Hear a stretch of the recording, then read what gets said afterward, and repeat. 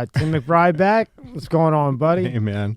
I'm glad to be back. This is awesome. I'm glad you're back, man. Saltwater Cowboy. Yeah. Still rolling with it, huh? Yeah, I've seen you've been really busy and had some very cool people on, man. That's awesome. Thank you. I try to keep up as much as possible, but I just have to scroll through and see a name, and I'm like, wow. That's cool. Some really cool stuff. But I'm, actually glad to be here. Actually, I'm humbled to be here again. So. Thank you. You got jacked. Yeah, well, been pumping the weights, man. Well, I try. I don't. I'm not quite back to what I used to be, but I will be there. I'm just that. I'm just that 29-year-old guy. In a 64-year-old rapper, man. That's all it is. I forgot to ask you this last time. When you were running those loads to the motherships, yeah. What was the most you ever ran? And then when you ran from the mothership? Yeah, from the mothership, because you would take them, right? Yeah. Well, yeah, they would come up and we would run out and bring it in, unload them here in South Florida. Now, when you unloaded them, you just unloaded and left and went back to the next one? Well, yeah. I mean, if the loads were as such, the loads were small enough that we could grab it in one night. We're talking about maybe 30 tons, 40 tons. You're talking 4 boats the size of a 51-foot marine management fishing vessel that's designed for, hauling traps. They're perfectly designed for hauling bales of weed. But it would take about 4 boats like that. You want to get to the boat and get away from it, in one night. And then, with a load that size, geez, we've got there's almost every house that's on the island's got shit stuffed in it, at that point. But in the earlier years, you could approach a boat, and I've seen as much as 200,000-300,000 pounds easy on a freighter, and we would go out 2, 3, 4 nights in a row.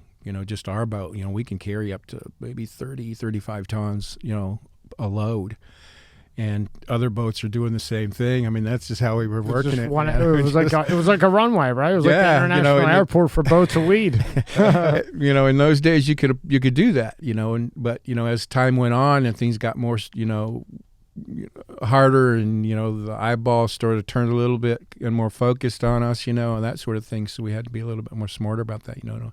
No more 300,000-pound loads, man. You took a little bit of a break. Those days are gone. Those were the late 70s, the early 80s when you could pull something like that off.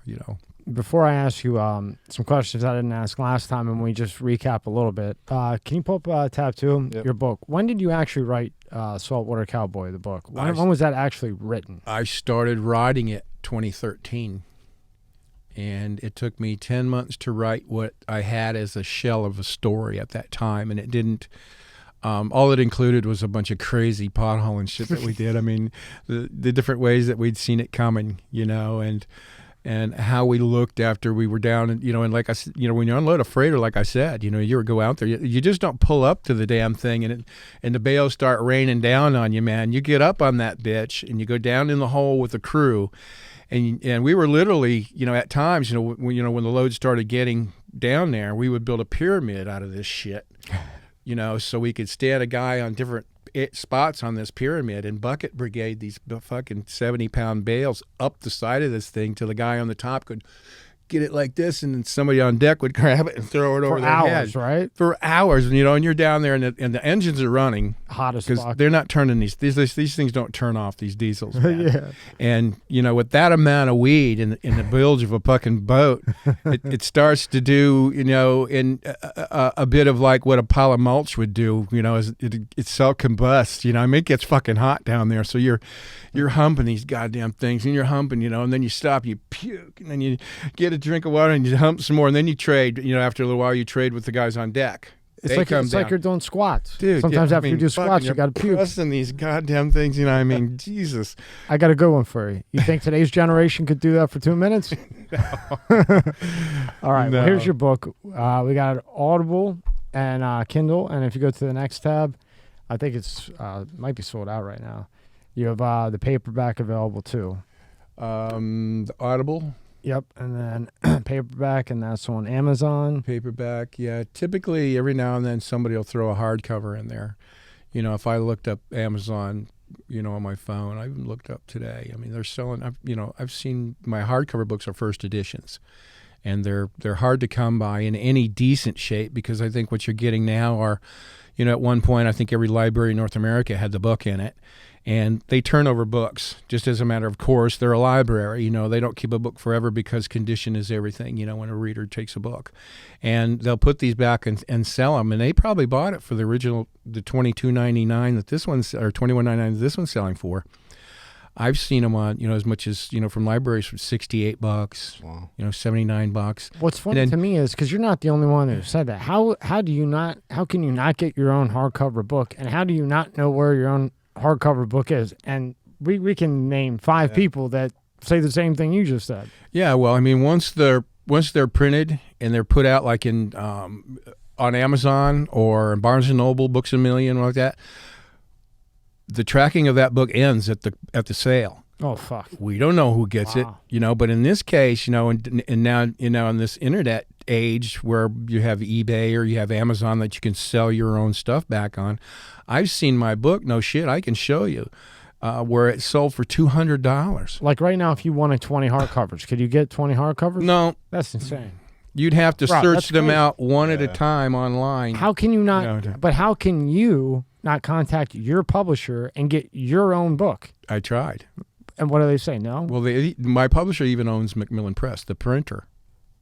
They only printed so many. Yeah. There's only so many first editions of any book ever printed. Fuck that. You need money.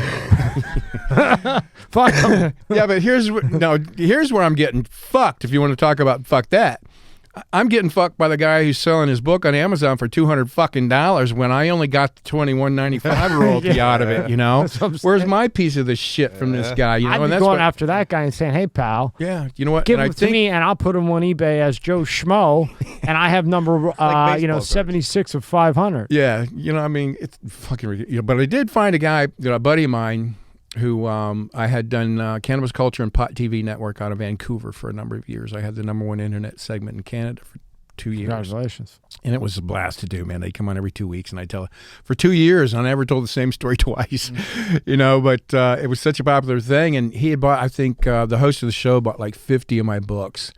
And I sat there, over one visit up to the studio, doing live in the studio kind of shit, because they'd be sponsoring me up there. And I'm signed, my fucking hands cramp, and I'm trying to sign all these books for him. And I just happened to think, about 3 weeks ago or so, because I had done a show in Philadelphia. I was flown up for the day and back, and then I did a show up there, and I took this book with me, my personal copy. That was, it was shrunk wrapped and perfectly. I could never duplicate that shrink wrapping. And what it was when the book was being printed, here went the first one, and as soon as the second one dropped out, my editor grabbed that copy. That was the second printing of the book ever.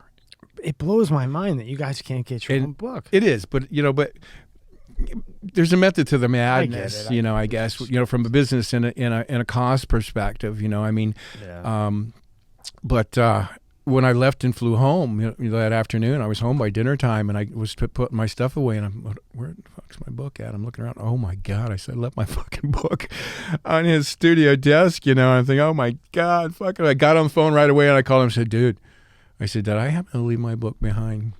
And he says, yeah, thanks, man. I thought that, I thought it was one was for me. I said, no, man. I said, and I went through the whole thing about this is the significance of there what. You go. There's one for 40. Yeah. Keep going down. Yeah. it still has double what it is. They go on. Yeah, but that's not, they're not hardcover. No. 42. But there's condition. Benefits charity, that one. Look at that, 42. Yeah. Benefits charity there, Tim. Yeah. Well, God bless whoever that is. Go to tab 4, Rob. Not that one.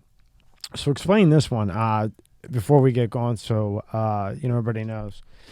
So you were they put this out for whatever reason in 2016. How cannabis legend Tim Mcbride and his crew of Saltwater Cowboys managed to smuggle in over 30 million pounds of pot through Florida's Gulf Coast. Oh, that was done by the Emerald magazine. Yeah. That was when I was talking about Emerald Triangle in Northern California. That's where that magazine's out of. Read a little bit of that, Rob. It says Tim Mcbride, a.k.a. the Saltwater Cowboy, and his crew of cowboys are responsible for smuggling 30 million pounds of cannabis into the Gulf Coast of Florida during the 1980s. That number is just crazy. 30 million pounds. Do you remember that ship? Is that an accurate picture? Well, that would be a shrimp boat. Behind it would be a more accurate of a picture. That giant boat with the trawling arms up.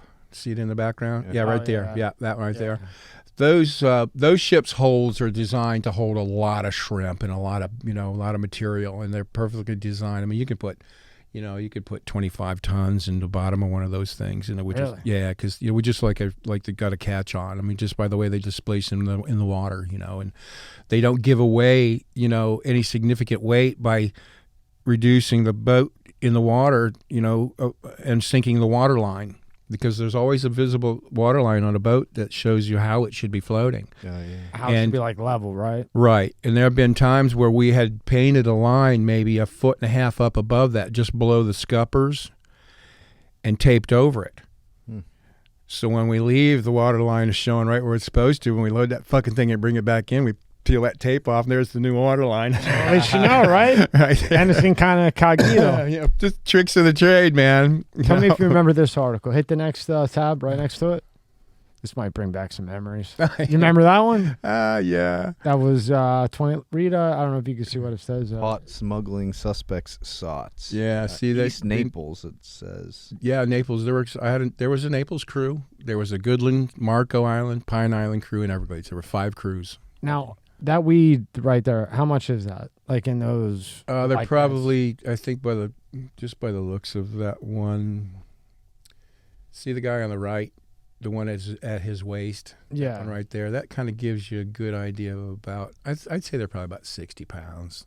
At 60 pounds. Yeah. And what happened? So the mosquito control helicopter was the one who found them. Is that how it was caught, by a mosquito guy? And then that brought in yeah, I mean, shit happens. You know what I'm saying? But this was some years ago. I mean, I was a young man when this. And how much is a box or pile like that? One of those, and at that time, I would probably venture to say about $20,000 each. Wow. And they're saying this photo from that Daily News archives shows officials gathering bales of marijuana worth $2 million dropped near Everglades City, and this was fucking forever ago. Right. And this type of scenario was not uncommon. But finding it was. But the reason, I don't know the circumstances behind, how they came across this or how they found it, or maybe somebody just stumbled across and there the fucking shit was. But there have been a number of occasions where we've had to. This episode is brought to you by Let's Get Checked. Are you the man your father was? Recent studies have shown that men's testosterone levels have dropped substantially since the 1980s at about an average of 1% per year. Think about how old your father was when he was born. For example, if he was 30, your testosterone levels could be 30% lower than his. Low testosterone levels can have all types of health effects on men. It can affect your mood, sex drive, memory, muscle mass loss, you name it. And yes, low testosterone is more common the older you get, but it can affect men at any age. So let's talk about today's sponsor, Let's Get Checked. You can order a testing kit that will be delivered to you in a discreet packaging with next-day delivery. Once your sample arrives in the laboratory, confidential results will be available from your secure online account within 2 to 5 days. So, if you want to test your hormone levels without having to leave your home, visit trylgc.com/MSCSmedia and get 25% off your test using the code MSCSmedia. The link is in the description at the top. This episode is sponsored by Aurora. Do you know what the fastest growing crime in America is? For years, this crime rate has been surging and affecting millions of Americans. I'm talking about identity theft, and there's a new victim every 14 seconds. Yet despite this, those who have had their identities stolen are often shocked when it happens. That's why I'm excited to partner with Aurora, who is sponsoring this video. Aurora is identity theft protection, fraud monitoring, a VPN, password management, and antivirus software all into one easy-to-use app. Their VPN allows you to stay anonymous online by keeping your browsing history and personal information safe and encrypted. Protect you and your family from America's fastest growing crime. Try Aurora for free for 2 weeks and see if you or anyone in your family's personal information has been compromised. Start your free trial today. Go to aurora.com/MSCS. The link is in the description below. forego bringing a load ashore or bringing a load onto the island because of, unusual traffic going on and off the island and just things not looking quite right. So we would do what in the older days, from the guys that we learned from as kids, the first and second generations that did this, they were building what was called $1 million pad. And that would be go out into a place such as that, find the highest ground that you can, lay, $1 million, quote unquote, worth of bales down on the bottom, stack everything else on top of that. So when you came back the next day, when everything looked cool, to get this shit, if nobody did that to it, which, this is rare, one of these articles like this, then we just go back out there and reload the shit back on the little boats and bring it onto the island. But the $1 million worth of shit that was left in the mud, that always stayed there. That's what they call $1 million pad. Now, when you got it to the island, what did you get at that time? Like on average, when you started rocking and rolling, what were you on average getting each time you did? Each time I brought a load in? Yeah. Well, again, it's like any other business. There are parts and pieces to the whole mechanism, and then there are some pieces like I can take a scenario from this right here, whereby we had to put the stuff in the woods one night. Only when us kids were doing it, we weren't building $1 million pads. That's $1 million worth of shit gone, dude. Yeah. Nobody wants to waste that shit. So what we would do, we'd find an area like that and go back in there while we have the load on the little boats. When we can't get into town, so we'll go a couple miles down the way and back into the woods and find a spot that we're all familiar with, start breaking down dead branches and trees and knocking them over and building pads on which to place this stuff. And there would be 6 or 7 pads with stacked shit all over it back into the woods, because we'd, waist deep water to get to it. And we'd bucket brigade it, all night. It would take hours. I mean, busting our ass and moving, 40,000, 50,000 pounds of shit, with everybody handling another time. And I pay somebody to sit out there with it all night long. So let's say on 60 pounds. What would you make on average on 60 pounds? Well, 60 pounds? Yeah. I've scooped that much off the deck cleaning it, man. I'm just trying to get an idea of what you got per load. Just the rough number. Say 30,000 pound load, something like that. Smallest load I've ever done in my life. $5 million. Wow. Really? Yeah, but not to myself. That would be pay everybody who handled all the crew. What's left over, I keep. That's why I'm saying when I had to put this shit in the woods that night and not take it to the island, the next night we went back out to get it. We put it on what's called pit pans. Pit pans are like a John boat, only they're much wider, and they can hold more weight but take less, draft less water. So we took these boats all the way up a river called Turner River, right to US 41. We're 4 miles outside of Everglades City by this time. So I've completely cut out the guy in the house, the guys on the island, all the drivers to, that I have to pay, and all the little boats to come out to get the shit. And now, I've cut all of that out, and I didn't have to pay them. So ultimately we just took it upriver and put it in 2 box trucks and off. It was already out of town and headed to Miami at, 3 a.m. And having cut all those people out, I made $1.5 million that one night. Wow. Can't beat that, huh? Because I cut not so bad. I'm cutting out people. It's just like man. business. The more you can trim the way you do things, but it doesn't always work out that way. But and $5 million on the average for a load that size, in those days. But that being a small one, typical paydays ultimately were, they started to stack up at times, because people have this misconception about, you bring the weed in, you get it to Miami, and you get your money and you go home. Well, sorry, it doesn't happen that way. You get the shit here. If I'm owed $25 million for bringing in your 50 tons or whatever the amount is, I'm sending your shit to Miami, and I'm taking $50 million worth of your shit to Naples or Golden Gate, and I'm hanging on to it while you get all the rest of your shit.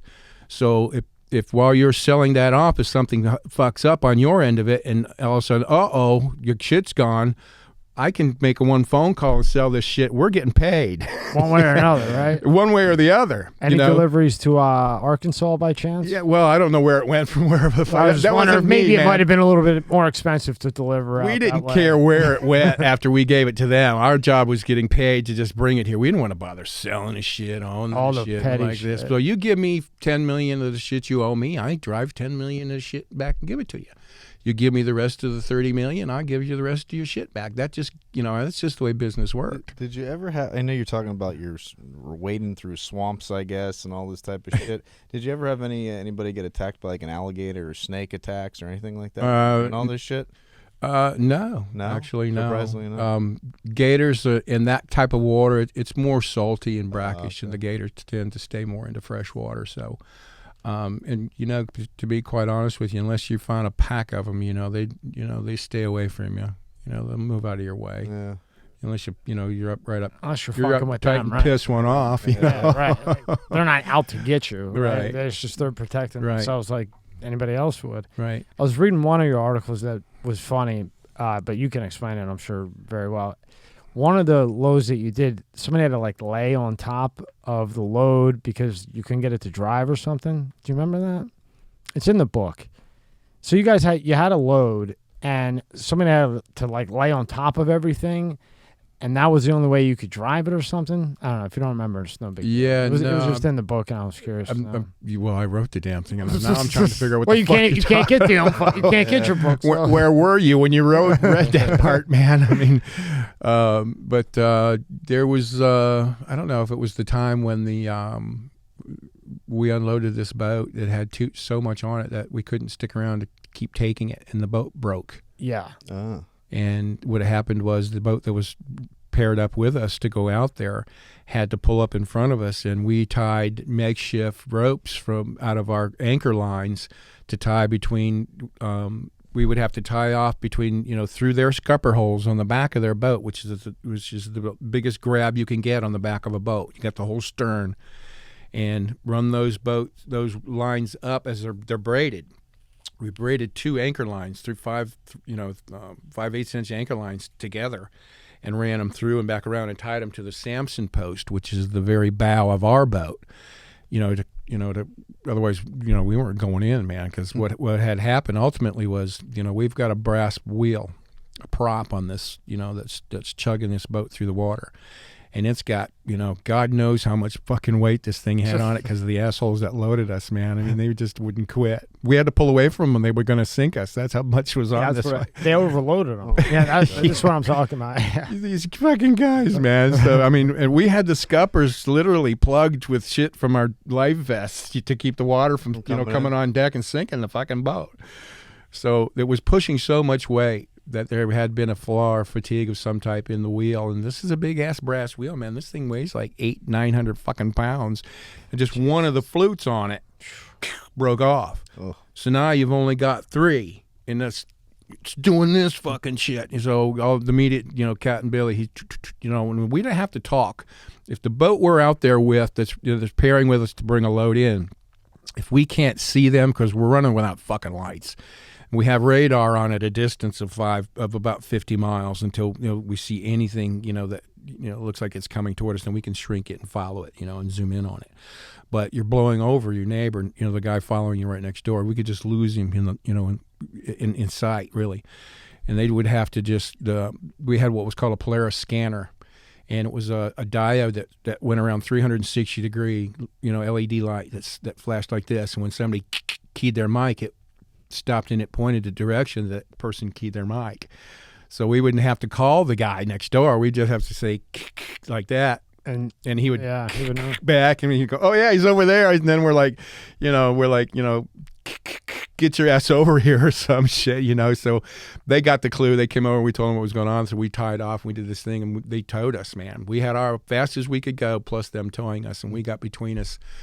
God, we must have had 75,000 pounds between both boats. Because I tell you what, these goofy fuckers, man, they were going to sink us. Isn't that funny how sophisticated they were? It is. Amazon. It's Amazon. And we're back there laying down, and it's running like Amazon. It's Amazon really. before Amazon. You know? just more physical. There's not robots to do it for you. Yeah, and they got warehouses full of shit, man. But that was just one scenario whereby we had a guy that's always next to us, a chase boat, a very fast boat. I was a picture one in the book. And this is a boat that'll typically, has a deep V hull that can run offshore, and it'll do 70 miles an hour before your ass even hits the seat. That was our getaway. They can have that son of a bitch. We're getting off of it and we're gone. They wouldn't, they would never find us. But I'm sitting back there and I'm, and it was our job to have to, test the shit. So we could tell the guys when we get the load in, hey, you got to get some of this shit. You're cooked by the time you get there. Oh, right? Fuck yeah, we're baked all the time, and funny story too, I got to tell you. Back then, was there an Indica and the other one, Sativa? Sativa. Was there two different ones back then? Yeah, or was weed? No, but it was primarily the Indica, which was the lowland strain of Colombian red bud. The gold bud was a bit of an indica because now you're starting to get into inland, and now the higher you get into elevation, the higher elevation strains now become sativa because they're long stemmed. The indicas are growing down by the ground and out.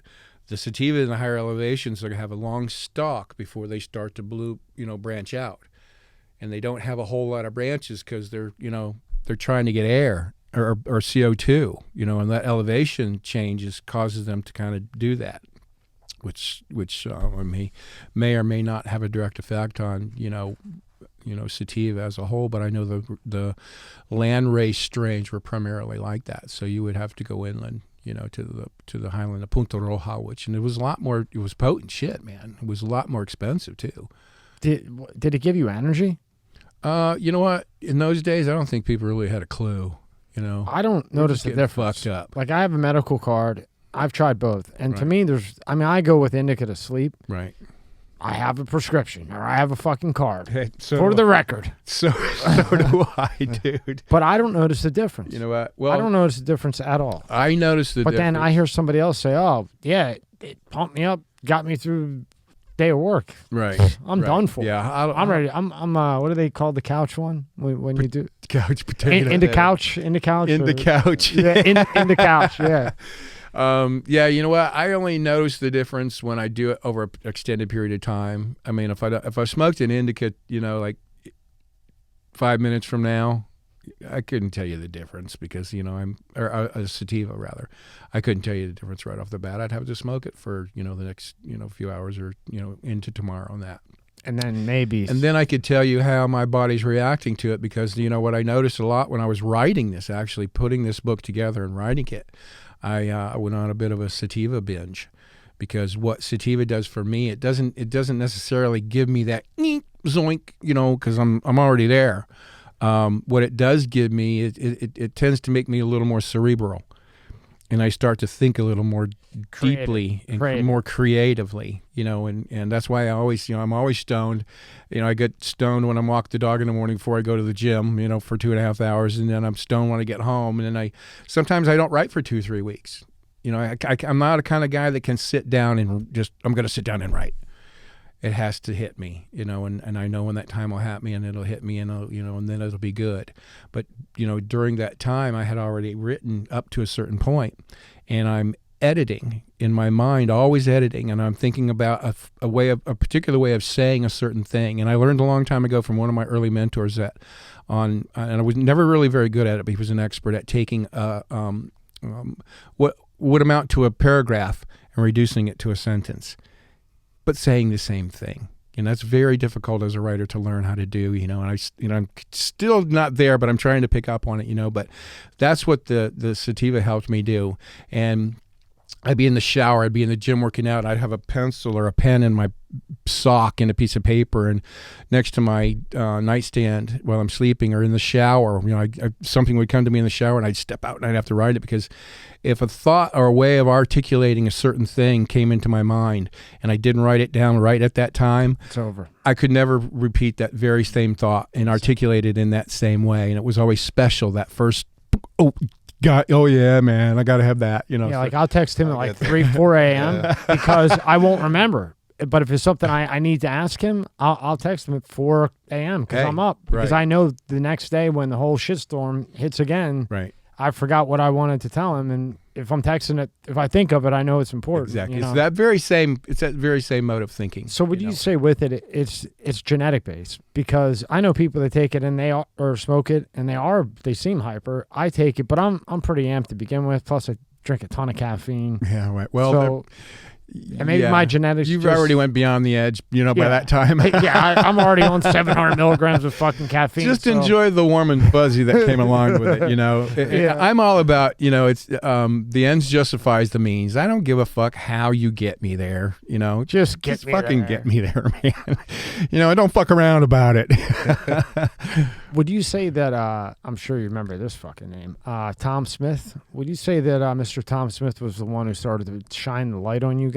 Tom Smith. Yeah, he was a detective. He got you once in one of your cases, and what had happened was he became a detective in Miami, and there was a weed deal, not with you. There was just a weed deal that went bad, right. And Mac 10s were involved and everything else, and then he made it his prerogative at the time to really dig into the weed business. Right. Then Ronald Reagan comes in, and then he signs the bill that was the nightmare for weed dealers. The war began. Yeah. Just say no. But did you ever personally run into Tom Smith, or he was investigating and when passing it on to somebody else? He was probably a lead investigator who initiated the circumstance by which I should need a follow-up and then, delegate from that point on.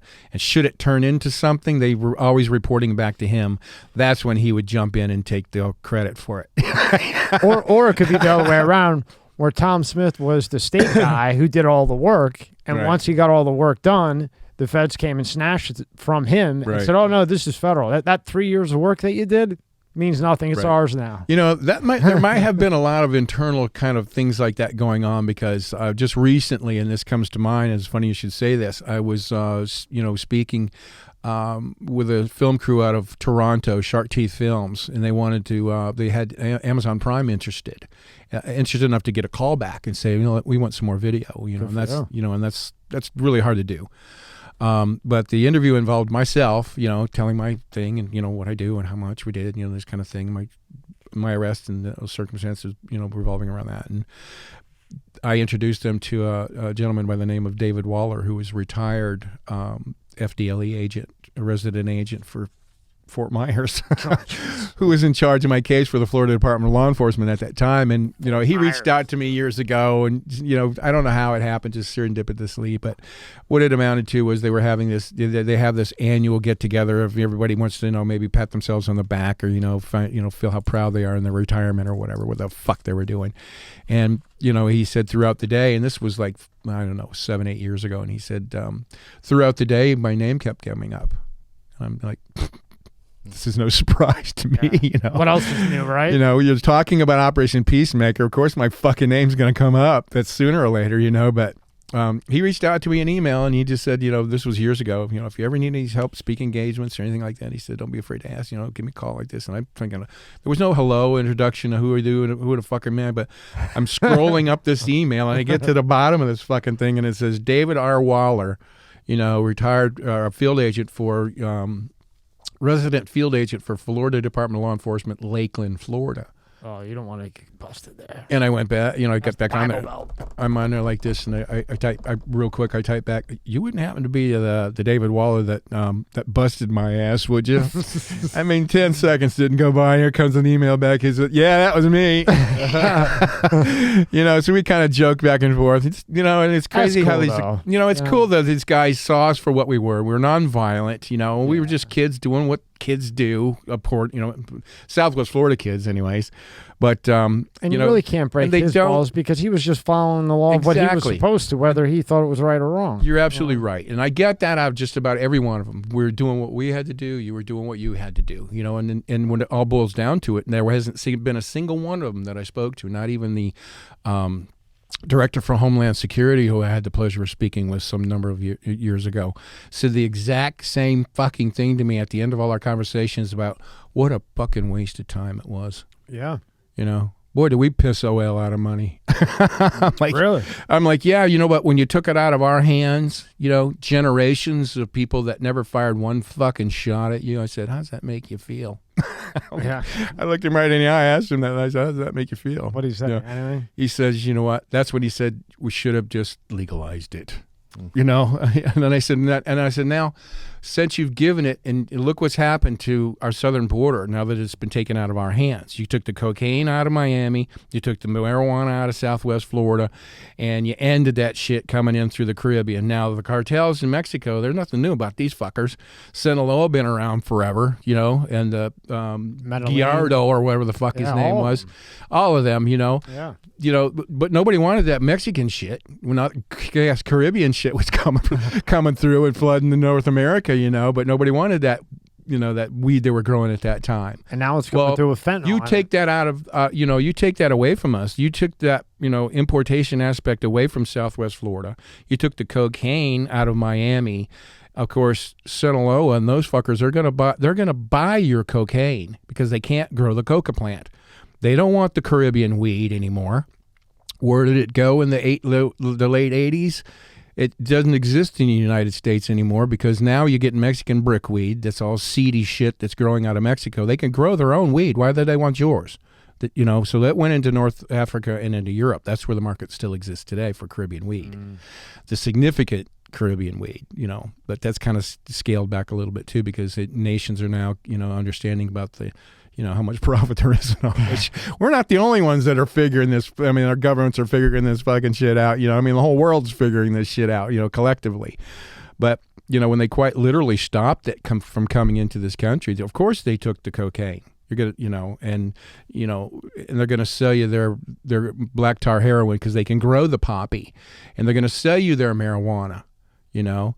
But look at all the death and destruction and mayhem. Yeah. It's you see it every day. That's propagated because of it in the different gangs, you know, vying for different, you know, crossing points into the United States. You got the Tijuana brothers, you know, the Tijuana gang. You got the fucking Juarez. You got Sinaloa. You got Gulf Cartel. You got the list goes on, and they're violent and they're vicious. And they're vicious and violent, and, you know, and I said, and I had to ask this guy, when, you know, I said, you know, tell me honestly, you know, because nobody ever has, what you think in percentages your success rate is in stopping, just marijuana from coming across our southern border. What would you say your percentage of success is?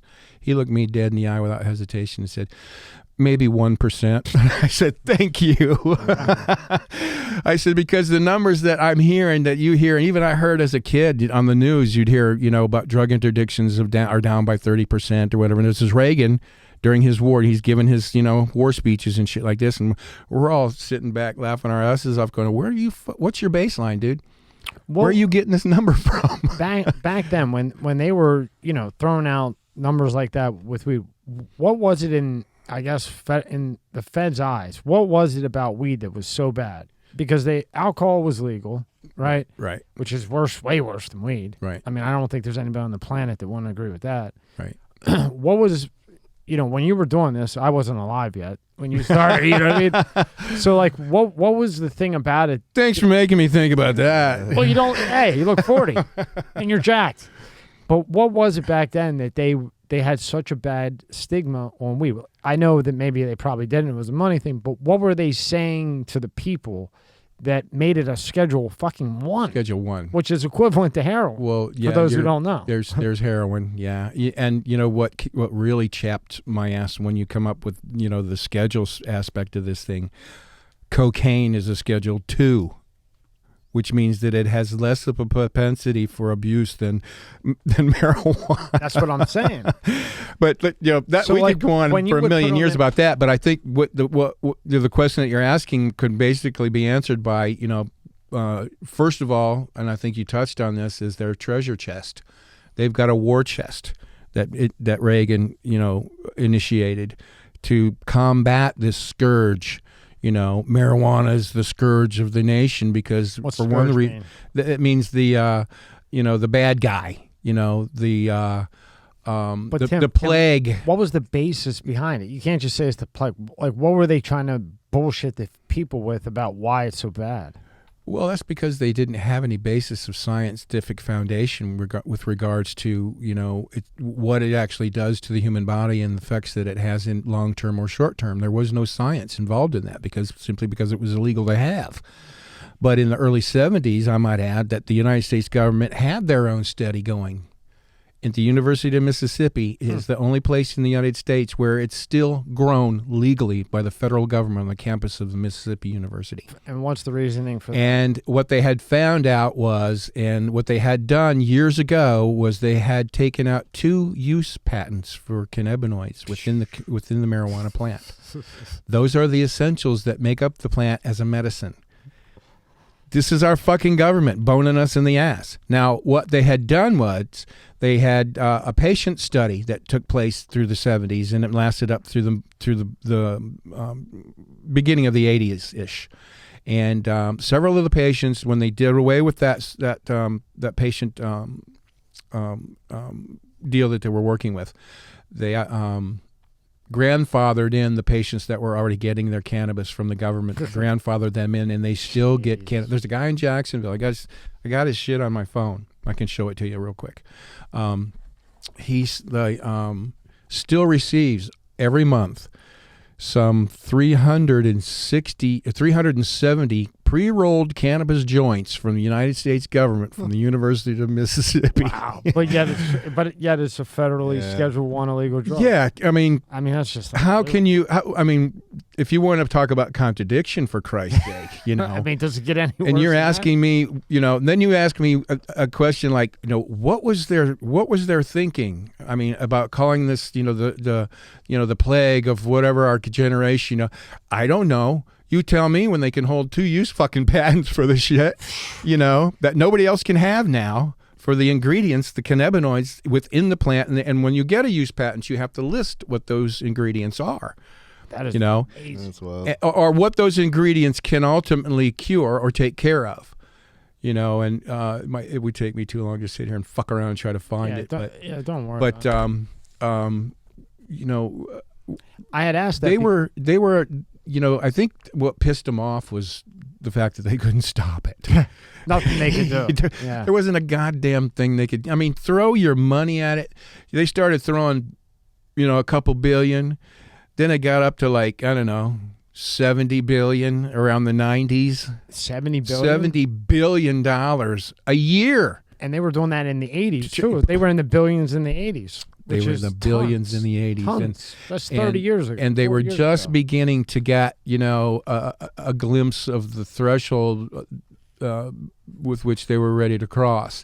And what I mean by that is they weren't allocating funds enough for the government that existed, the Coast Guard and particularly the Customs and the Marine Patrol and the coastal patrols of that nature weren't funded well enough to be able to interdict our vessels, because we were building some badass motherfuckers that could leave these guys sitting like they were tied to a fucking pole. If you remember back, like looking at old commercials, I think it was like the LSD ones and shit. They would scare the hell out of people. Be like, "Oh, you're gonna turn into like a werewolf or a dragon." Remember those commercials? Crack an egg in a frying pan. Yeah. This is your brain. Yeah. And this is your brain on drugs. And then all of a sudden, like these people are like, and it's like flashing. Well, that all dates back, and it was precipitated by a man named Harry Anslinger. He was the first. What a name! Huh? He was the first drug czar that took a position in the government for the United States of America. He was the one this was like at a time when your social media was the newspaper, which everybody carried around a fucking newspaper, and take look at any old black and white movie when they're showing some bus depot or a bus station or a train station. Everybody's got a fucking newspaper. Now, at that time, the only real person that had their thumb on the news was Randolph Hearst. He owned almost every goddamn major newspaper in the United States. Oh, he owned them. And he and Slinger get together and they start this propaganda thing about marijuana and all its, you've heard of Reefer Madness, the movie about people smoking and going insane and shit. Yeah, this is what they were promoting. This is a commercial. This is, and the black people will rape your women, and your children and things like this, and they're the ones that propagated and precipitated this whole shit that you're hearing. And they did make that into a commercial, right? They did. All right, I was right. And it was, it was their way of, of combating this, this plague, for the lack of a better way of putting it. They didn't want it into their United States. So what do? They made it federally illegal. It was legal at one point. Nobody was giving a shit. Some of the founding fathers, some of our original, declarators of the independence were smoking fucking hemp. There's Thomas Jefferson and George Washington's piper in the fucking Smithsonian Institute. Oh, they were doing a lot more than hemp. They're scraping hemp pot residue out of these fucking shrooms, DMT, you name it. They were having a good old time. Yeah, but you know what? And our first wired teeth. First original British 13 colonies were instructed by England to grow hemp. Their mainstay of copper was hemp because they made their clothing out of it. The parchment they wrote on it was made out of it. The lamps, the oil that they burned in their lamps at night was made from it. Virtually everything that could be made from it was made from hemp. And they were instructed. Every sail and every rope on every ship from antiquity to World War II was made of hemp. And it was strong as fuck, right? Well, yeah, the best. The word canvas, it comes from the Latin canvas, loosely defined as cannabis. I follow you. Makes sense, right? So, hey, somebody knew about this shit long before we fucking did. But the point I'm trying to make is that because the United States government decided that, marijuana, we don't want to see it known. Who's bringing it across? The Mexicans. They found out that the Mexicans are bringing across the migrant workers, and at their, leisure time or whatever, they're smoking this marijuana stuff. So it's made its way out, through Texas, and now it's making its way into New Orleans, into the jazz scene where the blacks are, and now the blacks are smoking it. Well, I think we can kill two birds with one fucking stone.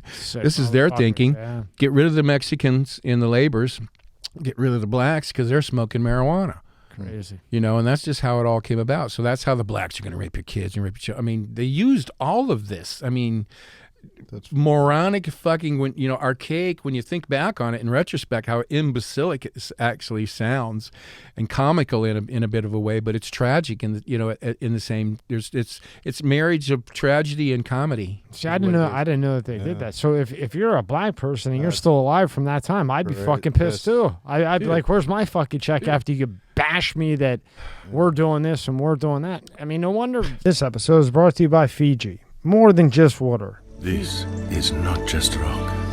It's ancient volcanic rock that filters tropical rain, giving it double the electrolytes and its signature soft, smooth taste. It's not just water.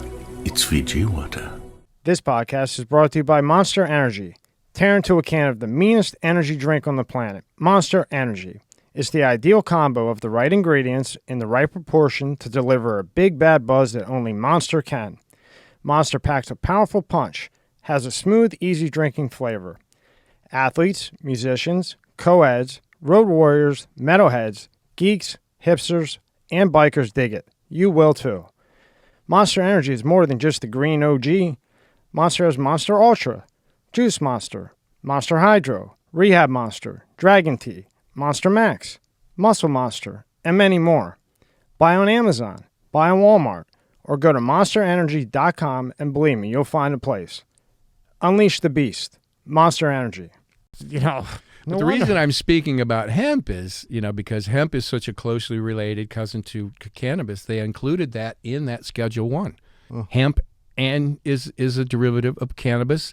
So they outlawed hemp, for Christ's fucking sake. So you can't make which threw out all their tents, all their boots, all their camo, all their so crazy, all their backpacks, all their gun belts, everything that could be made from hemp, and their blouses, their shirts, their jackets. That's why I can remember as a kid going to the movie for 25 fucking cents and see a matinee, and between the two shows they're showing these big combines going through, grow hemp for America. Well, Tim, wasn't the military using it too? That's what I was just saying. All the backpacks, the parachute packs, the gun belts, the fatigues they were wearing, the boots, the cloth tops of their boots. I mean, it wasn't just for smuggler. They called you smuggler, trafficker, saltwater cowboy. Which fucking one is it? You can't get fucking high on this shit. You know, I mean, you can smoke a ton of this shit. It's not going to do you any good because it doesn't. It's that breed of hemp doesn't have the THC proponent in it, predominantly in it. It's a long, stocky, almost a sativa looking type of thing.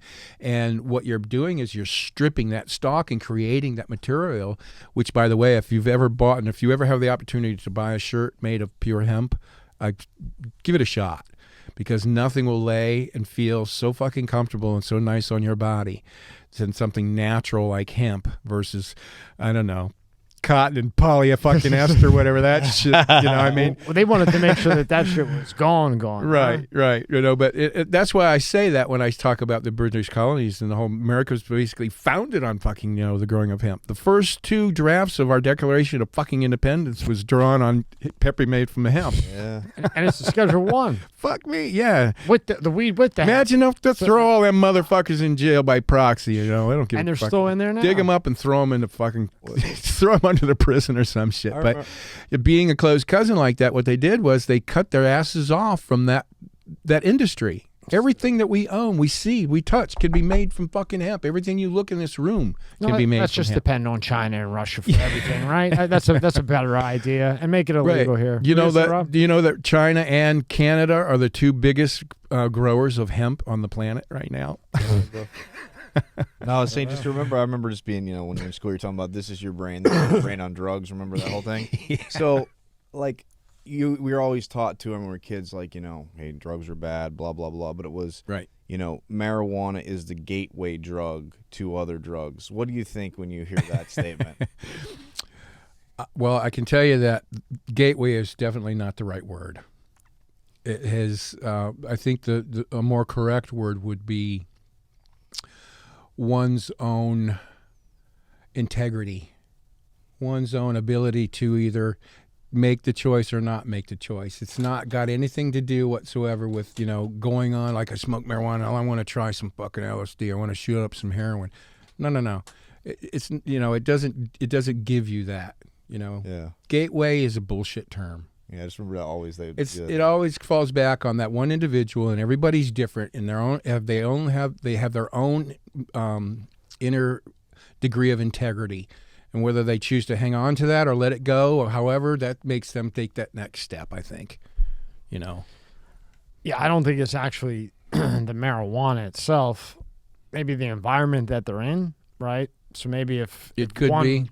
If they're hanging out with a bunch of other people that are doing whatever, but I don't think circumstances by which it comes in front of you or is offered to you is the time in your life when you make your own decision. That's when your own personal integrity needs to take over and say, you know what, right.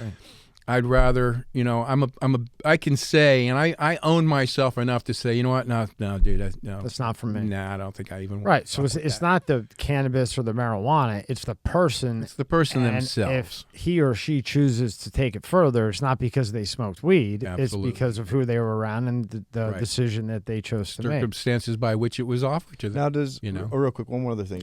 Sure, I go. always wondered this. So you have, cigarettes, right, with all the shit that's in a cigarette, or the vape that Tommy's doing right now, whatever the fuck's in there, right? But my question is, you always hear about... Probably ain't the same what's in mine.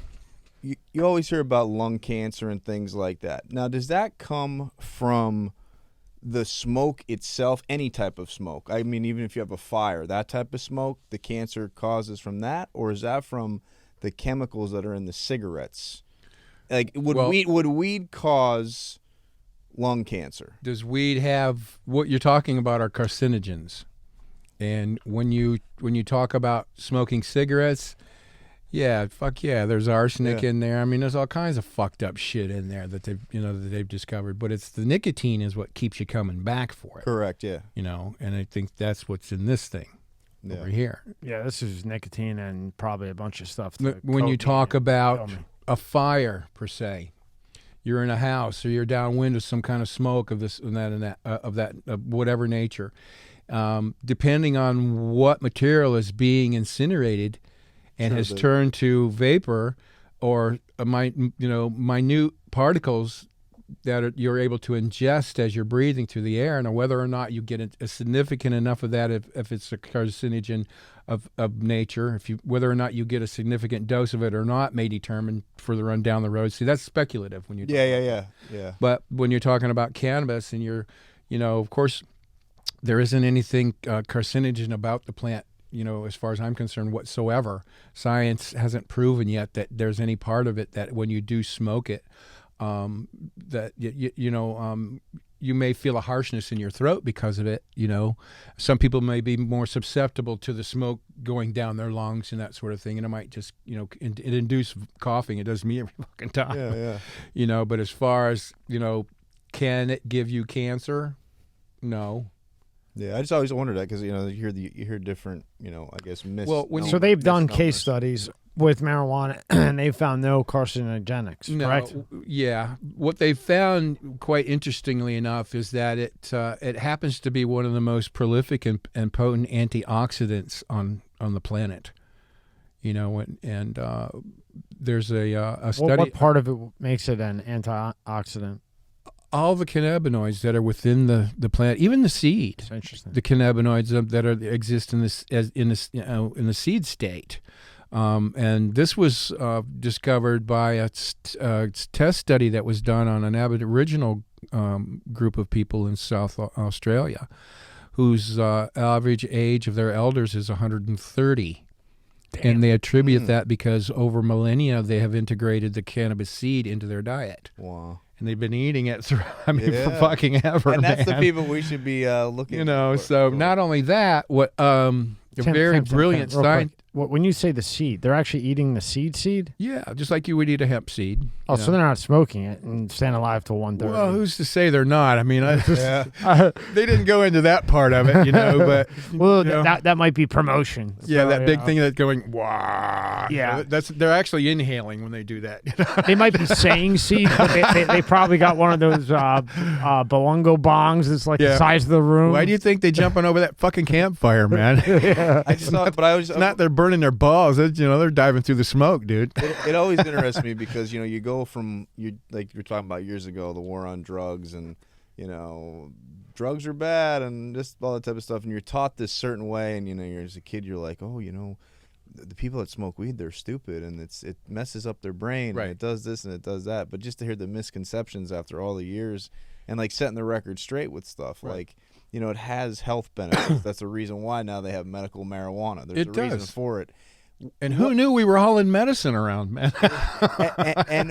and what do you think about, because you go to the dispensary or whatever you want to call it, the store, and you can get, the bud, you can get the vapes, you can get the edibles.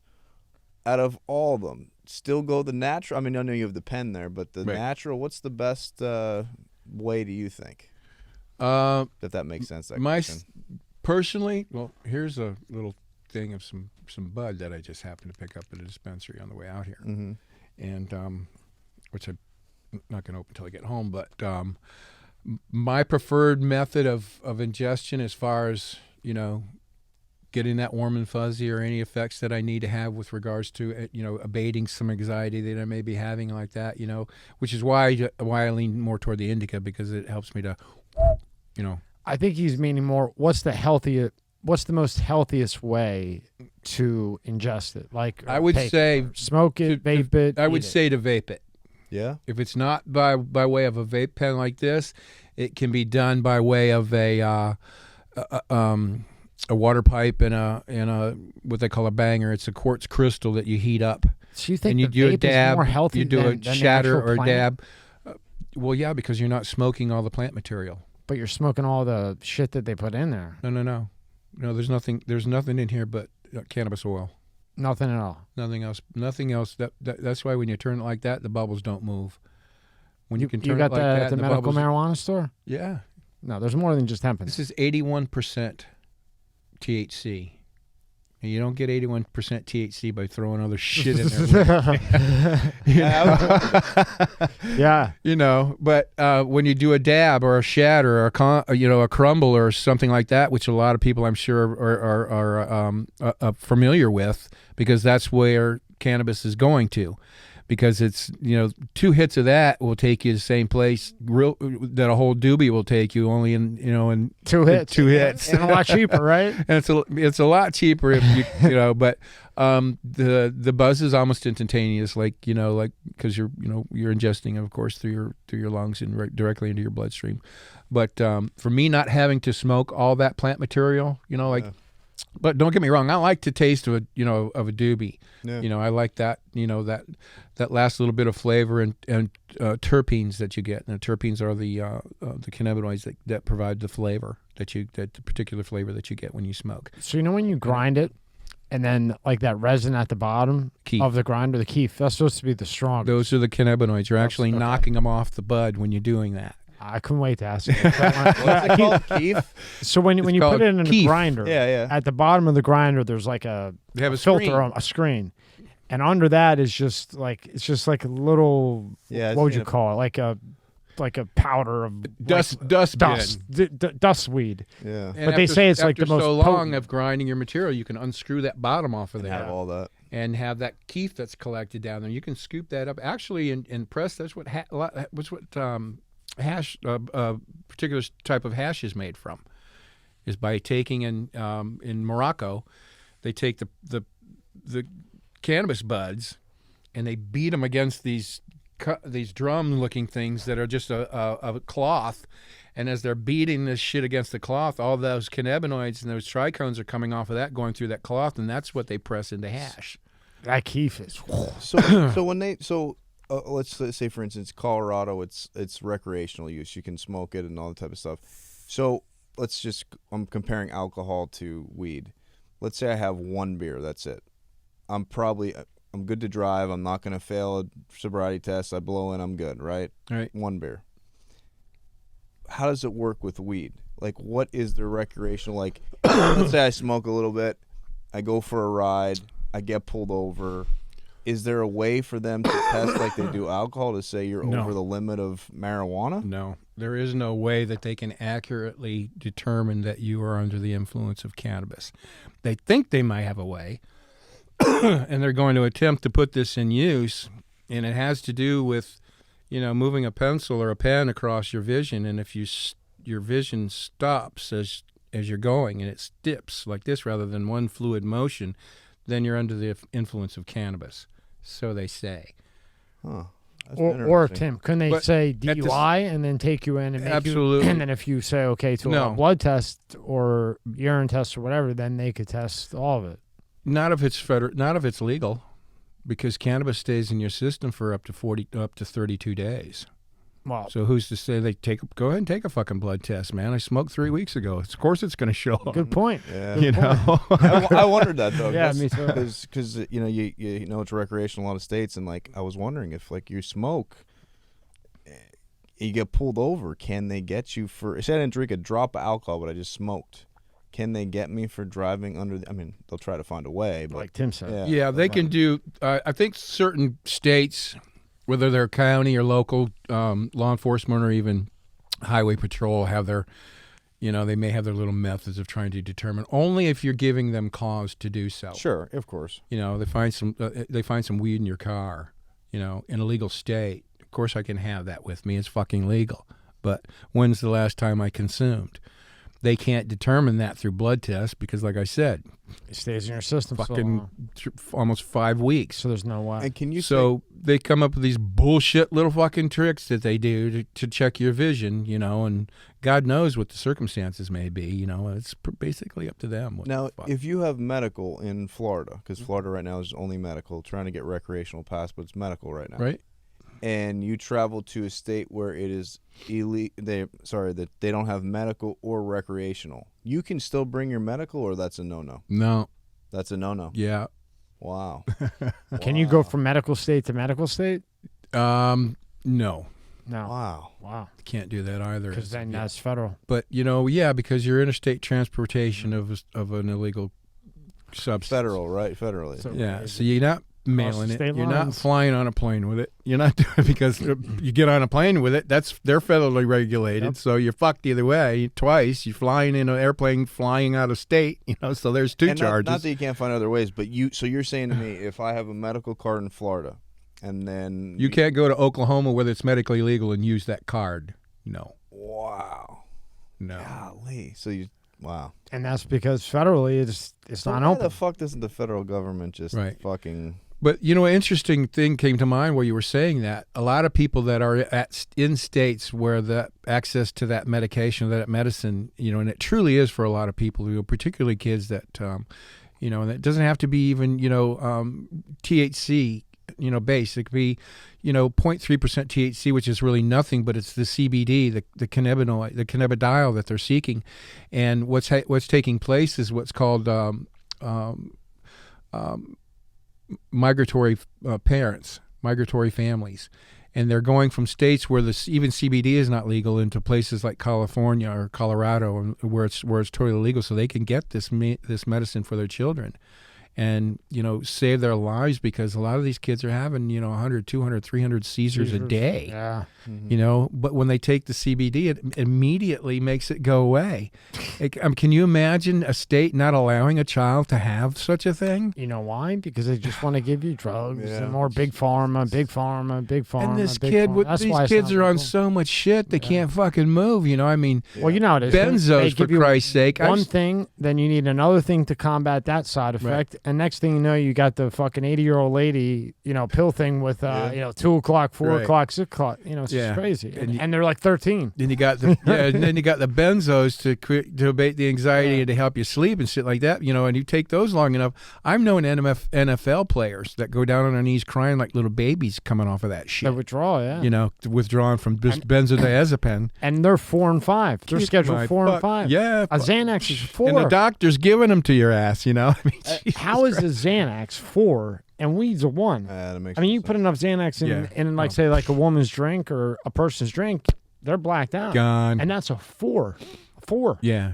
And weed's a 1. It's definitely a convoluted system with Yeah. that regard of scheduling, Really but I is. think there's a lot of effort and strides being made right now to get cannabis off that Schedule 1, and they're very, very close to doing Big so. pharma's so huge, man. Yeah, well, see, the thing about big pharma is, okay, but once it reaches that state, it's They'll already follow it. working its way through legislation. So big pharmas, there's nothing they can do about it. When it comes to a fucking vote, they don't have the vote. Well, big pharma they'll will get just involved step with in it. and make their own. Yeah, they'll get their own. Well, then what will wind up happening is that these people will finally realize that what they can get for $1,200, total in cure whatever cancer they may be dying from, when the big pharma is trying to sell you for $20,000 a visit, that you have to keep coming back month after month after month, when $1,200 worth of cannabis oil can cure you of just about any fucking thing you got.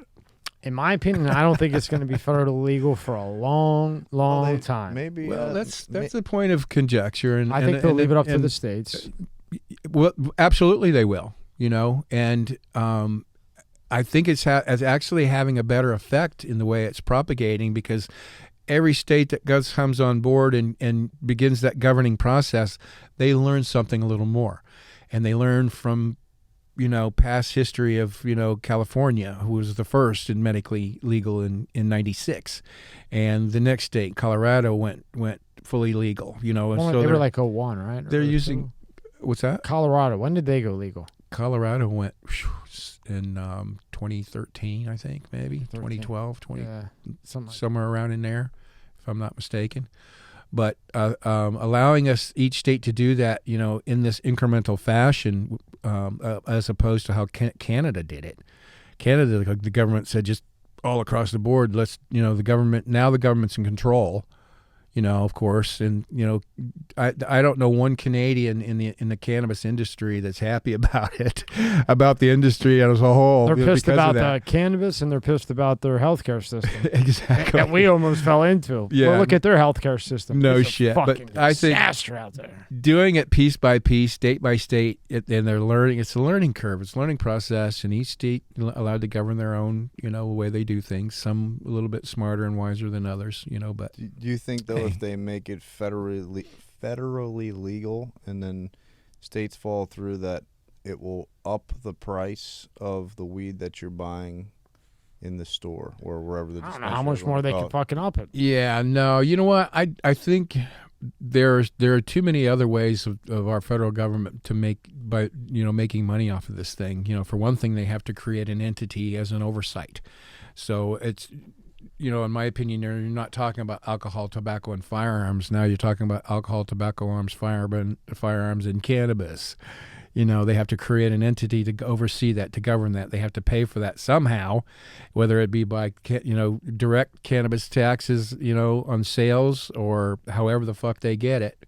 You know, I think if it doesn't turn out being ultimately ridiculous, what they're, you know, what they may be asking for with that regard, when they can get absolutely everything they need by, you know, small amounts rather than taking it all at once, they can get it over a period of years. If they do it correctly and smartly, you know, it's still up to the people whether or not, you know, yeah, it happens by vote. Well, quickly and smartly, highly unlikely. Yeah.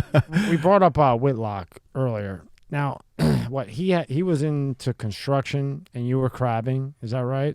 And then you guys became partners. Steve Whitlock? Yeah. Steve Whitlock, I met. I had my boat, the Paradise, the boat that's the picture of those Chris Craft Scorpion that's in the book. I had gone through my diving certifications up and through Dive Master, and I was taking people out diving, charter diving, you know, but I also had a 100-ton unlimited passenger captain's license. But I take my second group out there, and I got to thinking, you know, I don't think it's very cool captains jumping off the fucking boat to say, you know, there's nobody up there. You know, so I got to thinking, and I got asking around. I said, you know, anybody, you know somebody that might want to, you know, run my boat every now and then, and they introduced me to Steve. And I don't remember, it was so fucking long ago, but he wound up going out captaining out so I could jump off the boat and everybody be, you know, happy that there's somebody up there keeping an eye on shit while I'm down there with them fucking around down below, you know. But since then, you know, I had used my boat on several things that a couple of his friends had going on, you know, and I would use their crews, you know, in Naples and Pine Island like that to do, you know, some of the shit that I had going on, a lot of the shit that I had going on. And he had gotten into it because his business, his back was up against the wall. Everything was going to shit, right? Yeah.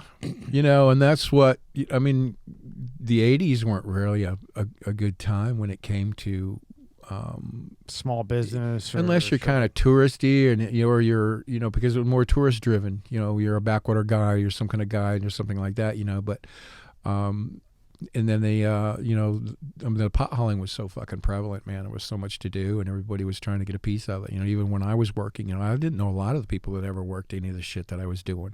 I didn't care.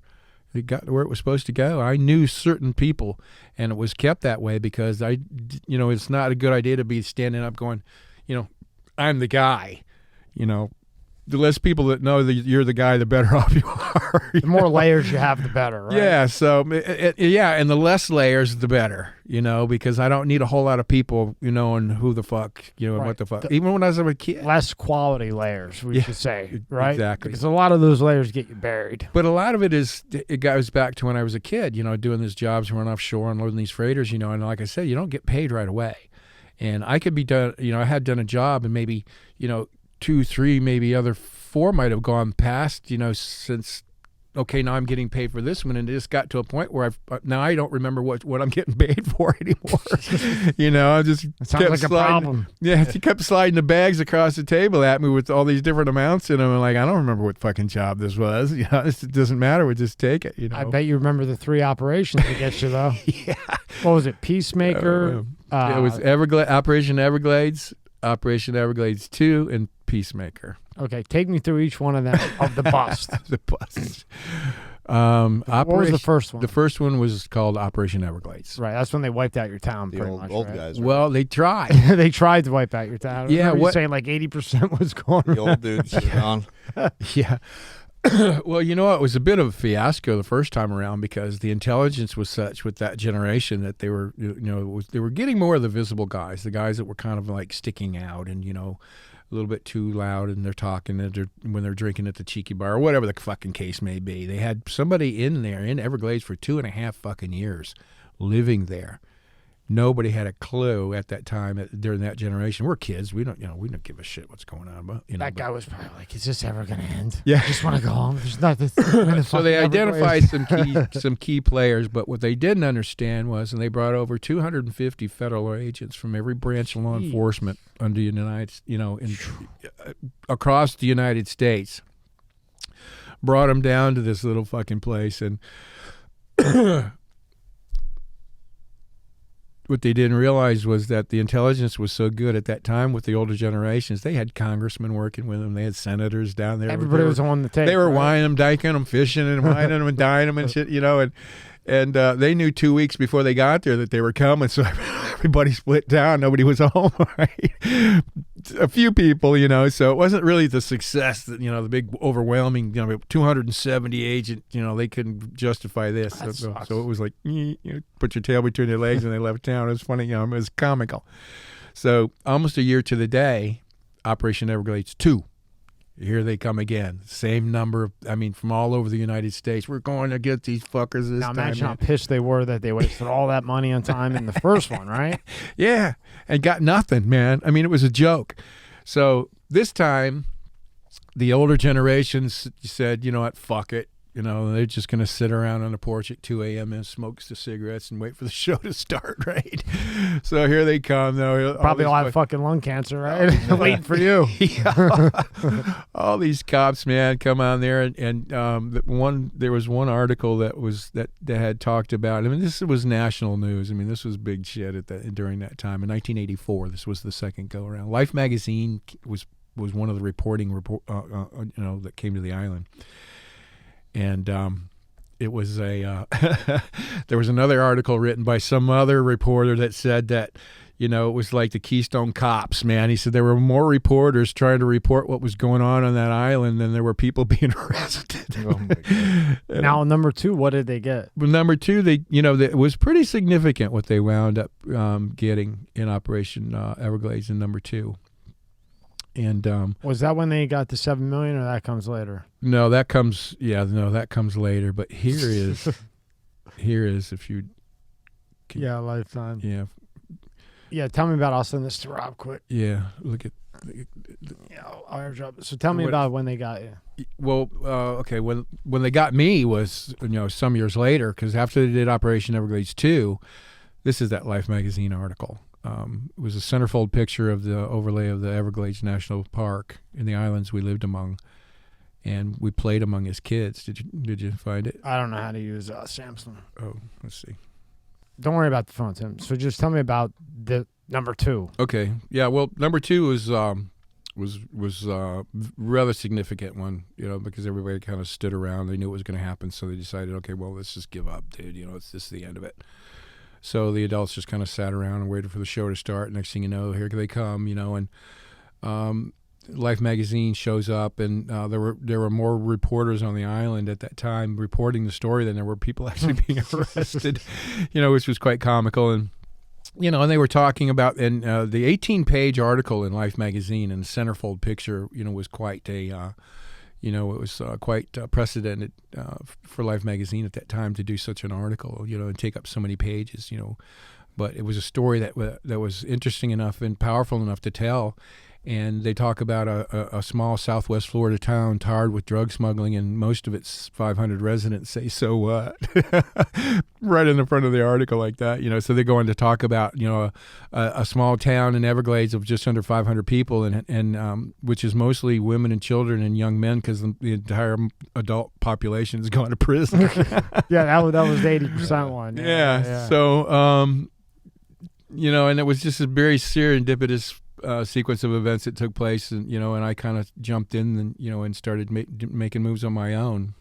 And it was kind of kind of interesting how that happened, and just in the way that we have worked. We bring the stuff in, we put it in somebody's house, and we take it to Miami and drive it all day long, to get it to someplace in Miami. But where we're taking it in Miami is usually a place over off of Kendall, on Chrome Avenue off of Kendall, or someplace in there at a strip mall.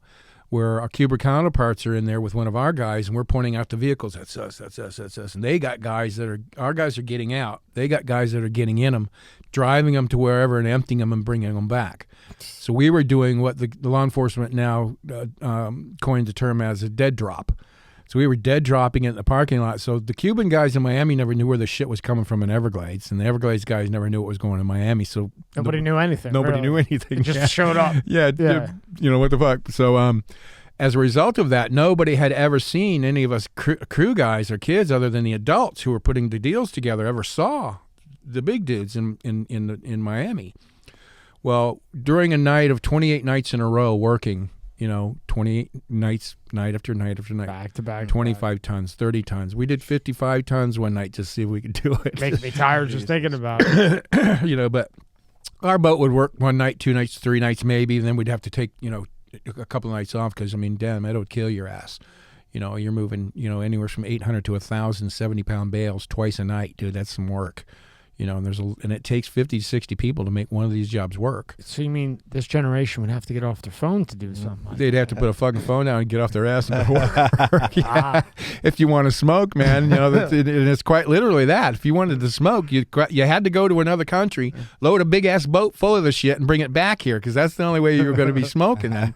There were like maybe 6 strains on the whole planet that anybody knew about at that time, and you had to go wherever to get that fucker. Now they got so many goddamn names I can't keep track of this shit, But that being said, and the way it worked was, we take it to Miami and they drop it off, so nobody saw anybody. So when we did that 55-ton job that one night, several days prior to that, I remember one of the big dogs, the older generation that was my buddy's dads and uncles and shit that were running whose job it was.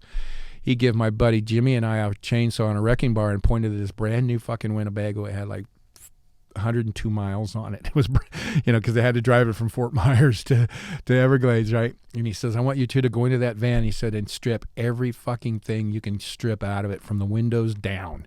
He says, leave the cabinets up there, leave the curtains and shit up there. He says, but I don't want to see anything. We even took the fucking seats out, the captain chairs, man. We ripped this fucking thing, tore this fucker apart. And what they had done was that night we did that 55 tons. He called. I made $75,000 that night. And I was, it was our night off. We had the next 2 nights off because the other guys were going to continue to work. And I figured I'm just going to go over to one of the houses and see what the fuck's going on. So the house I chose to go over, here's Daryl, the big guy standing there, and he goes, Timmy, come here. He says, I need you to do me a favor. And I went, oh, fuck. I knew right away he was going to ask me to drive this thing. And sure as shit, he says, I need somebody that I trust. Because it has to go directly to the stash house. It can't go to the plaza or one of those plazas in Kendall, off of Kendall, because dude, you get within 40 feet of this fucker, you can smell it. It had 11,000 pounds of bales stuffed in it, and they put airbags in the springs and inflated them so it wouldn't compress like this because the load. That fucker would be sparking the highway all the way to Miami. See fire sparks from the cement. They even took one of these fucking pull the bale out so I could sit between on these bales because there was no seat. We took the seats out, and it's piled all the way up against the dashboard, and I got one space where I can reach the pedals, and I'm sitting there. I bales. I'm surrounded by. Sounds comfortable and safe. I'm driving this fucker to Miami like this. La da da da da. And I wound up having to go to the house that nobody had ever been to except the adults. And I had stayed there the whole day because he wanted me to bring back some money. And that night, they give me a car and I could drive back. So I had to stay there till that day's load quit coming. And I got to spend the day there, and I met a couple of guys, and we were hanging out there playing poker and shit, whatever like that. So, fast forward to after everybody going to jail over Operation Everglades #2, about 3-4 weeks later, I get a knock on my door, and there's this guy, George, I met at this house, Jorge, in Miami. He goes, Timmy, he goes, Timmy, he's like this. He says, dude, we got work backing up. He says, can you do this? And I just said, I didn't even give it a thought. I said, hell yeah, I could do this. Weren't you worried that he was cooperating with them? No, fuck no. No. They were the guys that nobody ever knew. Oh no, they didn't get hit up. Only our fathers and the uncles and the other people that were headed that were putting the deals together knew any of those people, so they weren't telling them. Oh, see, I thought he got hit, and then he came out and he's like, "Timmy, let's go again." Couple of their guys went too. Gotcha. So George is one of the guys in the house saying, "Dude, there's work to do. Can you do this?" And I said, "Dude, yeah." I went back out, all the crew. I mean, the kids were doing all the work. The infrastructure was still there. Yeah. I knew how to do all of that shit. I even drove it to Miami. I know how to get it there. And a safety valve built into all those drivers driving that shit all day long to Miami, because, got to empty these houses because we're going to fill them fuckers again, the next night. We'd put anywhere from 8 to 12 spotters, we call them. I pay them $5,000 a piece to just drive that plaza back and forth in staggered positions. Just drive to Everglades. It's a lot of money back and forth. then, and, $5,000, all you got to do is make this drive back and forth, all 12 of you, and scattered yourself out all across the highway, because if one of our cars gets stopped or trucks or whatever like that gets stopped, they're instructed to wait for the fucker who stopped you to get between your vehicle and theirs and throw that bitch in reverse and let them fucking have it. Because now your shit's 4,000 pounds heavier than it's supposed to be, or it's 2,000 pounds heavier than it's supposed to be, and you'll take the front end out of that fucking thing, but you're not going to outrun the radio. Yeah. But you can get out of distance from him and he can't see you, and by that time you've already called and said, "Hey, we're fucked." The spotter will pick you up and take you home. Just ways of getting out of shit like that. And the people who are driving the cars and the trucks and the vans, or even driving the boats, aren't the ones that own them. Somebody else owns them, of course. So they can just call in and say, "Hey, we're fucked." And if I'm in charge, if I'm the guy, working the job, I'd call whoever vehicles that is and say, "Hey, dude, jig's up." So I'd hang up right away. He'd get on the phone and call the cops and say, "Dude, I just looked out the driveway and my shit's gone." How many loads over your years? How many loads over the years doing it did you, I guess, not lose, but have to just dump and get the fuck out so you didn't get caught? Not one. Not one. Not one. Not one the whole time. Never had to do that. Did you have anybody that worked for you or worked for you try to steal? No, because the type of money that everybody was making, it would be foolish to do something like that. Yeah. Because the shit's after a while, when I started taking it on, and I know it was some years prior to that, they started counting the bales. They count how many they put on in Colombia. They count how many comes off the fucker into Miami. And there's always 2 guys on that boat. And this is another valve built into the safety network, if you will, for lack of a better way of putting this, is that how you remain trustworthy and your trust is earned, and this is how your trust is looked after. There's one of my guys is paid to literally just be a passenger on that fucking boat going to Colombia or Jamaica or Panama or wherever the fuck they're going, and whoever's purchasing the material, I don't care who the fuck they are. I don't want to know these people. I only know 2 guys in Miami, Carlito and Leo. You bring the money to me, you tell me what the fuck and where to go, and I'll get your shit for you. You get me one of their guys, he's going on the fucking boat with it. So they can go to wherever and get loaded, and they can come back with it. And if anything happens during that journey and the load gets taken, he gets taken with it. So he can come right back to his own people and say, "Look, this is exactly what took place. These fuckers didn't you jack. Have a witness, they right? didn't jack our shit." Yeah, exactly. Because what first thing come to your mind when your load don't show up? What the fuck did you fuckers do with our shit? Yep. What kind of, what is this? What shenanigans? But you're opening up a can of worms that, can never be closed again, and that was smart. Because it was really done smart. that way, there was always a way, and that safety valve, like I said, built in so nobody could identify one another until they sent me to that fucking house. But serendipitously and fortuitously, I could say, in hindsight, that's how I managed to meet George. And it took him 3.5 weeks, almost a month, to find me, because they only knew Timmy, my name, and they knew this. So, but Everglades and, in Naples isn't that big a place. So they're driving around there from asking about, do you know Tim Mcbride? And a lot of people know me. So they zeroed in and they found me. And next thing you know, he's knocking on my fucking door. And we just went right back to work again, man. And for those watching or listening, back then Naples wasn't a boomer like it is now, right? No, It was completely different. Yeah, it was probably, God, I would have to say 1/4 the size that it is now. So Just crazy how quick it grew. Yeah, oh, sorry, go ahead. No, go ahead, man. No, all that money that you were making, right? Right. What are you doing with it? Are you buying stuff, or what are you doing with it? It's a lot of money, I'd imagine. And yeah, sickening. I mean, pain in the ass amounts of money, really. If you can imagine such a thing. No, I can't. He was making so much, right, for this shit. He stopped counting it. They started weighing it. Yeah. That's what what's his face did too, right? Reeves. Yeah. Most of the guys wound up doing it that way. You would weigh the money instead of the money, and that was back before you could. Hilarious that we just kind of because there was no money counters then, right? Well, yeah, up until then it was like money counters, but still, goddamn it, you're counting. Count overheat. Just count $15 million. That's all.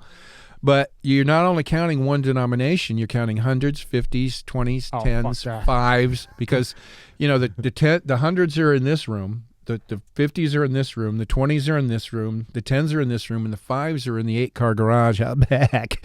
Because, $1 million in 5s would practically fill this fucking room we're sitting in. And, but you had to take, I'm always first money out. When you buy, when I get your shit, my load, whatever like that, I'm first paid. So I had to take a number of different denominations. I couldn't just take all hundreds and shit like that. I would, somebody's going to get stuck with a garage full of fives. And those fucking things get sometimes because nobody wants to spend them, Then the way they're spent is in blocks like this, $10,000 blocks. You just hand this block shrink wrapped over to this guy. And then he don't want to open it because then you got you got fucking 5s that you don't want. He's looking for a pizza shop. We have 5s open our pickup truck doors, and we have and step out, and we have 5s rolling out on the ground like beer cans would. Right over them. The doors are stuffed with them because nobody wants it. Those are right over them, right? Fucking 5. You just drop 6 5s out of your truck, and the wind's blowing them up. I'm not bending over for that, right? Those were the guys going to the strip club throwing 5s at the girls. We're like, oh shit, they're throwing $5 bills up. We're throwing 20s. Yeah, 20s. You probably got a lot of guys laid back then. We were hitting this bitch one day with 20s. We can go every direction you want to go, man. But we came over to a club one afternoon. And we had just, when you talk about people dumping shit. Yep. I mean, people dump shit, and we weren't like the only pot haulers. And I always say that, but we were doing it quite prolifically. We were integrated into a way of life. Is how this worked out over 40 years. Right. But there were the odd pot haulers, here and there, doing their shit, doing their thing, and every now and then some guy would get spooked or, see something on the radar that isn't really there, or it's not, they're thinking they're going to get approached. So they start dumping their fucking load. Well, one morning we're going out to just, regular pulling our crab traps, and all of a sudden, the captain, he's kicking on my bunk like this. He says, "Boys, there's bales out there." We shot the fuck up out of our bunks in the wheelhouse, and I put my boots on, and I ran out onto the deck, and I put my, first mate, he runs out on the deck, and we're looking out, and then the sun was just coming up, and it's slick, calm as glass, and as far as we could see, it's fucking bales floating in the water, man. And it had to have been, it couldn't have been an hour or so, after them having dumped that shit off of there, because we had time to literally slow down. We're plowing through these fucking things, man, slowing down and picking out the ones that were the highest in the water, because those had easy grabs, right? They hadn't been saturated, they haven't been penetrated with the seawater yet. So we're picking and picking and picking, and we had like 120 of these fucking things throwing on the deck behind us, and all of a sudden, the Captain Hubert comes running out of the wheelhouse going, "That's enough, boys. Hold on, stop." He said, "Some of that shit's got to go back," he says. And it didn't dawn on us that we can only take as much as the boat that's coming out to get it from us can hold, So, but, these things are like $75,000-$80,000 a piece. Yeah, you're seeing 75, 80 floating around in the water. You're going to jump in and grab it. I don't know exactly how many we kept, but we kept as many as you could. We kept a good amount. Without sinking the fucker. Right? Yeah, well, no, it wouldn't have been that much, but it was early enough in the morning where, Billy had run out with the boat, and we unloaded the shit that we found, and then he took our shit and stashed it in the woods, and we went off, found our crab traps, and started pulling traps. So throughout the morning, we got these little boats and come up next to us, and they're slow down, and they're yelling, "Where's the shit at?" We're like, it's about 6 miles that way, man. I said, you better hurry up. It's been there for a while, you know. And then about 10 minutes, 15 minutes later, be another boat come by.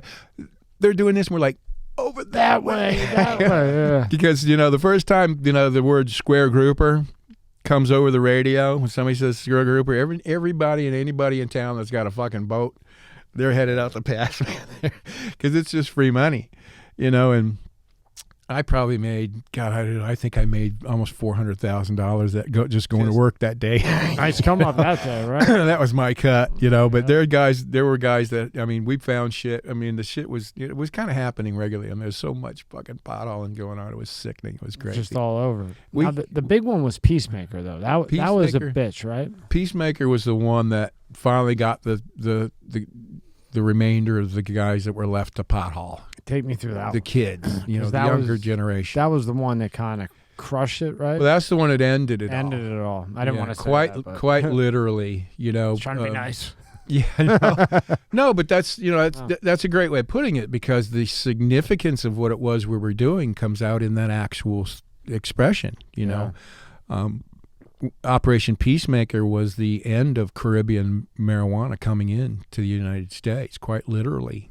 Because during those years, Everglades City and Chokoloskee, those two islands together, were considered the marijuana smuggling hub of North America. Yeah, it was the Mecca, right? Exactly. The Mecca. And now by taking you guys out and other guys like Reeves, well, no, Reeves was when he was dealing with Mexico. Now everything comes Mexico, Colombia, everywhere else, rather than within. Right, and that's what I alluded to earlier when the Homeland Security guy told me, you know, when it quite literally stopped when we started taking you guys in, because they didn't just get Everglades City, my crew.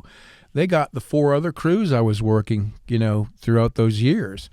And there's anywhere from 60 to 80 people on each crew. So a shitload of fucking dominoes started falling. And the thing is, it was from within the U.S. You know what I mean? So it was much safer. And I compare kind of what they did to you and to some others to like Saddam Hussein. To me, that was the dumbest move ever. Taking him out, first off, everybody knows he didn't have any weapons or anything like that. But he had Iran and all those nuts under control. Right. Then you take him out because you got a hard on for him, and now they're running wild. Right. So maybe he was bad. And there's horrible. no buffer between Syria and Iraq anymore. Exactly. Or Iran. You know. But he had them under control. Yeah, both borders. So you take them out. So in my opinion, he was taken out for personal reasons. Yeah. A vendetta. Okay. Right. And now they're running wild. So to me, leave the guy. What was he Right. really? He didn't have nukes. He didn't Right. have anything. He was just a piece of shit like all the other ones. Right. But he wasn't doing anything really to us, and he was keeping them in control. Now you take him out. Now look what they're building. Right. Exactly. And you know what's coming. Right. Just like I know what's coming. Exactly. They take you out. Look what happens. Look what you did. Now you got fucking weed of all things coming in here with fentanyl in it, whacking out kids left and right. Yes. Coke with fentanyl in it, left and right. Yeah. Exactly. It's the same thing. Exactly. It's the same thing. Whether it's weed, and they Coke, reverted to these crimes of humanity, for the lack of a better way of putting it. I think that pretty much suits what it is they're doing, you know, inflicting a huge crime on humanity. And I'm sorry to interrupt you, but not just because you did this, but like the correlation between Saddam and this it's like crystal clear to me. Right. Because you were doing illegal shit, whatever, but whatever, you're not really affecting everybody. Look the other Right. way and let it go, because the result of taking you out Right. is what? The Well, result of taking Saddam out is what? I think there's a lot to be said about hindsight when you're referring to something, a scenario such as that. You know, who knows what's going to take place? Who knows when you put your finger in the dike, where the next hole's going to fucking pop up? Now you got this one. You know, you pop this one and another one's going to pop But up. at least you know that one. What they haven't learned is, history hasn't taught them, is that when they did prohibition of alcohol in this fucking country 3 times, What happened then? most people don't know, but the last time they did it was in the 20s, and for 13 fucking years, and created a guy like Al Capone. Mm-hmm. You know, and then 13 years later, they threw their hands up in the air and goes, oh, well, fuck it, let's just give the fuck up. Okay, well, in 80 plus years, you create guys like myself and the progenitors and the people that I grew up with and all the other pot haulers in America. You created these fucking people because you denied them access to something which they enjoy, something which is very, very is harmful. And there's no absolutely, possibly no scientific way that they can prove that you can overdose on cannabis.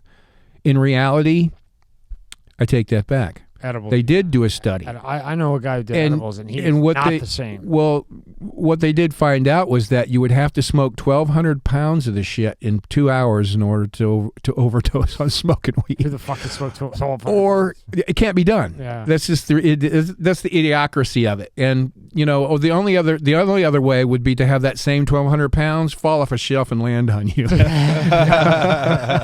that would be way of physical death. Right. But that's a debate that can go on and on, back and forth, only because the government has restricted the scientific aspect of delving into, the different cannabinoids and what they're capable of doing. And a woman from Chile, Sanchez is her name, Dr. Sanchez. She was the head of molecular studies at the university in where was it, in Spain? Madrid. The University of Madrid, where she first, some 30-odd years ago, took research and furthered it from an Israeli scientist named Raphael Malcolm, who was the first scientist to isolate the THC cannabinoid, the THC molecule in cannabis. And she keyed off of his discovery by having diced out that molecule. And their studies were trying to create different astrocides and different proponents and compounds, the specific compounds that will abate cancer or kill cancer cells live. They can see it happening, or destroy, in particular, tumoral cells, which are very, very difficult to eradicate because they have a bit of a kind of a shell around them. And then the spike that can't be penetrated.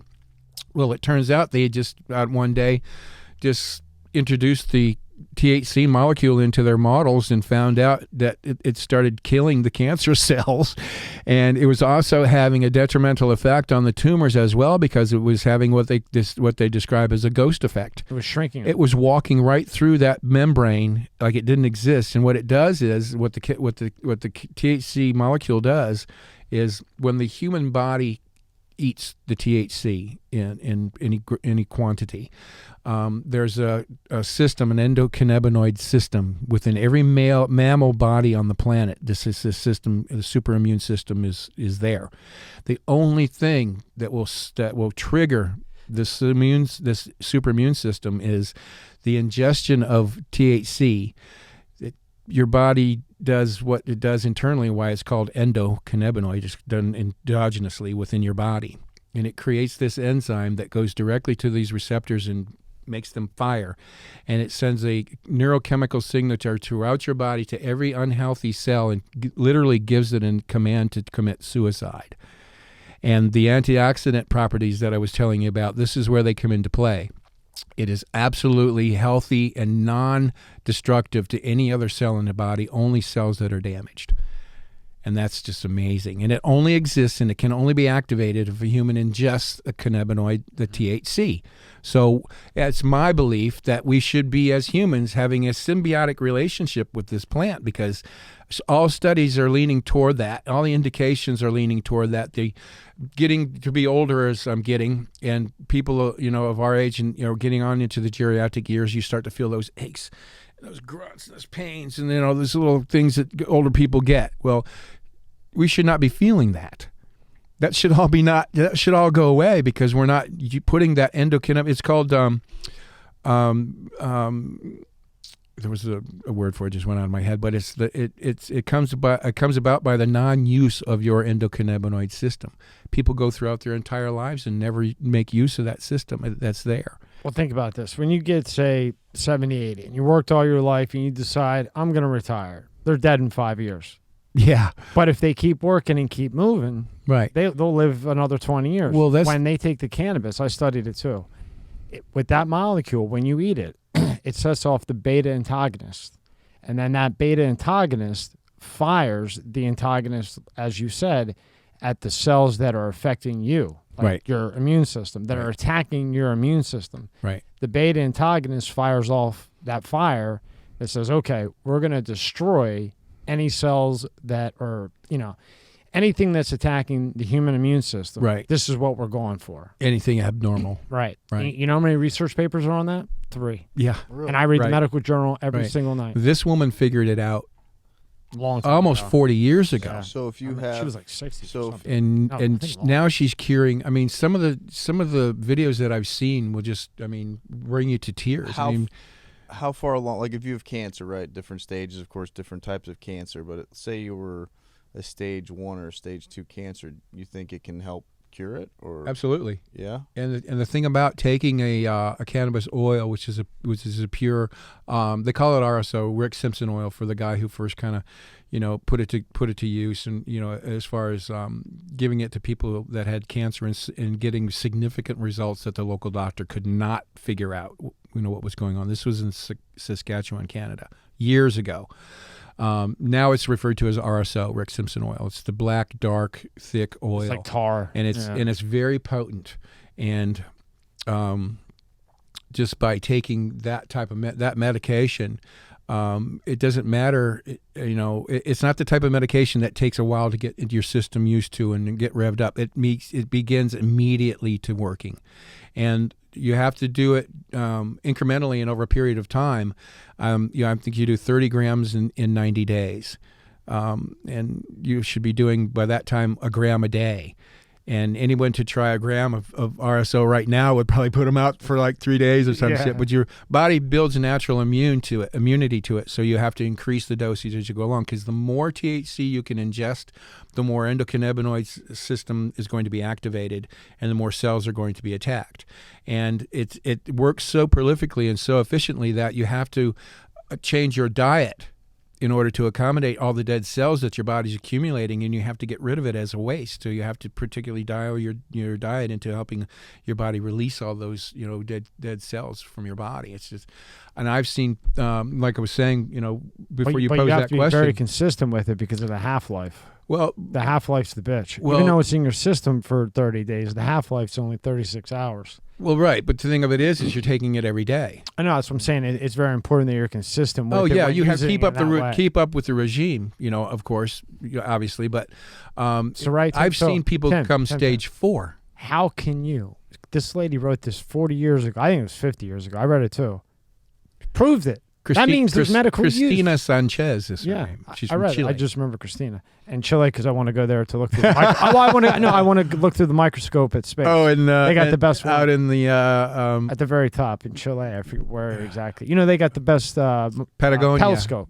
Yeah, you can see fucking everything. Yeah, no, there's no light. There's no light anywhere, dude. Yeah, so you yeah, can see that. That's and why they I got remember like that 3 one. of them all dialed in together. Keck, I think it Keck. is. Yeah, that's why I remember Chile and Hemp. Dude, I'm a nerd when it comes to that. So now, right then and there, right. 40, 50 years ago, that proves medical use. Therefore, technically, you can't make that a 1 because a Schedule 1 means it has absolutely no medical use. Right.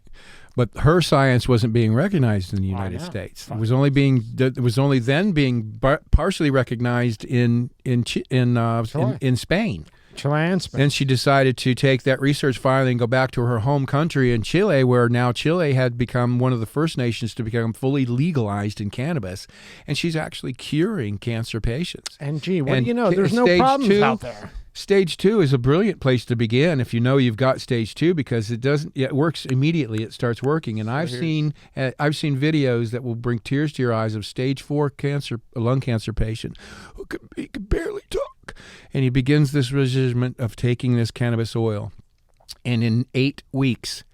He's upright. He's moving. He's talking. He's breathing. And he's just in his articulation of the process he just went through was so emotionally draining on a person just to watch it, and to see this man come back literally from the brink of death, over this,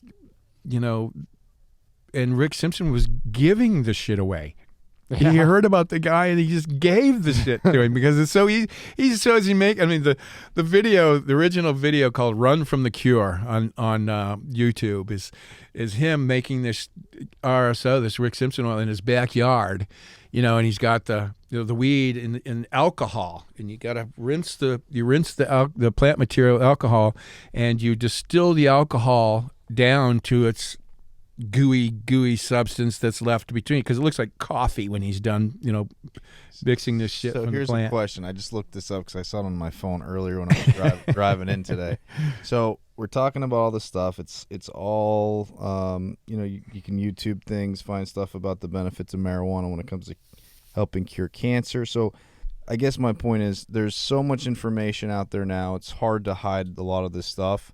It's become mainstream. More and more people, I think, are moving toward more, if you want to call it holistic or whatever you want to call it, toward that type of stuff. Right. And then today, as I'm coming into the thing, I get this alert on my phone that says this. Biden outlines ambitious moon stuff after cancer risk deaths in the U.S. Now, I don't think it goes into what his plan is, because I don't know if there is a plan. It's probably just a... It's bullshit. But no, he ran on legalizing. Yeah, but do you think do you think there's any correlation with whatever this is about?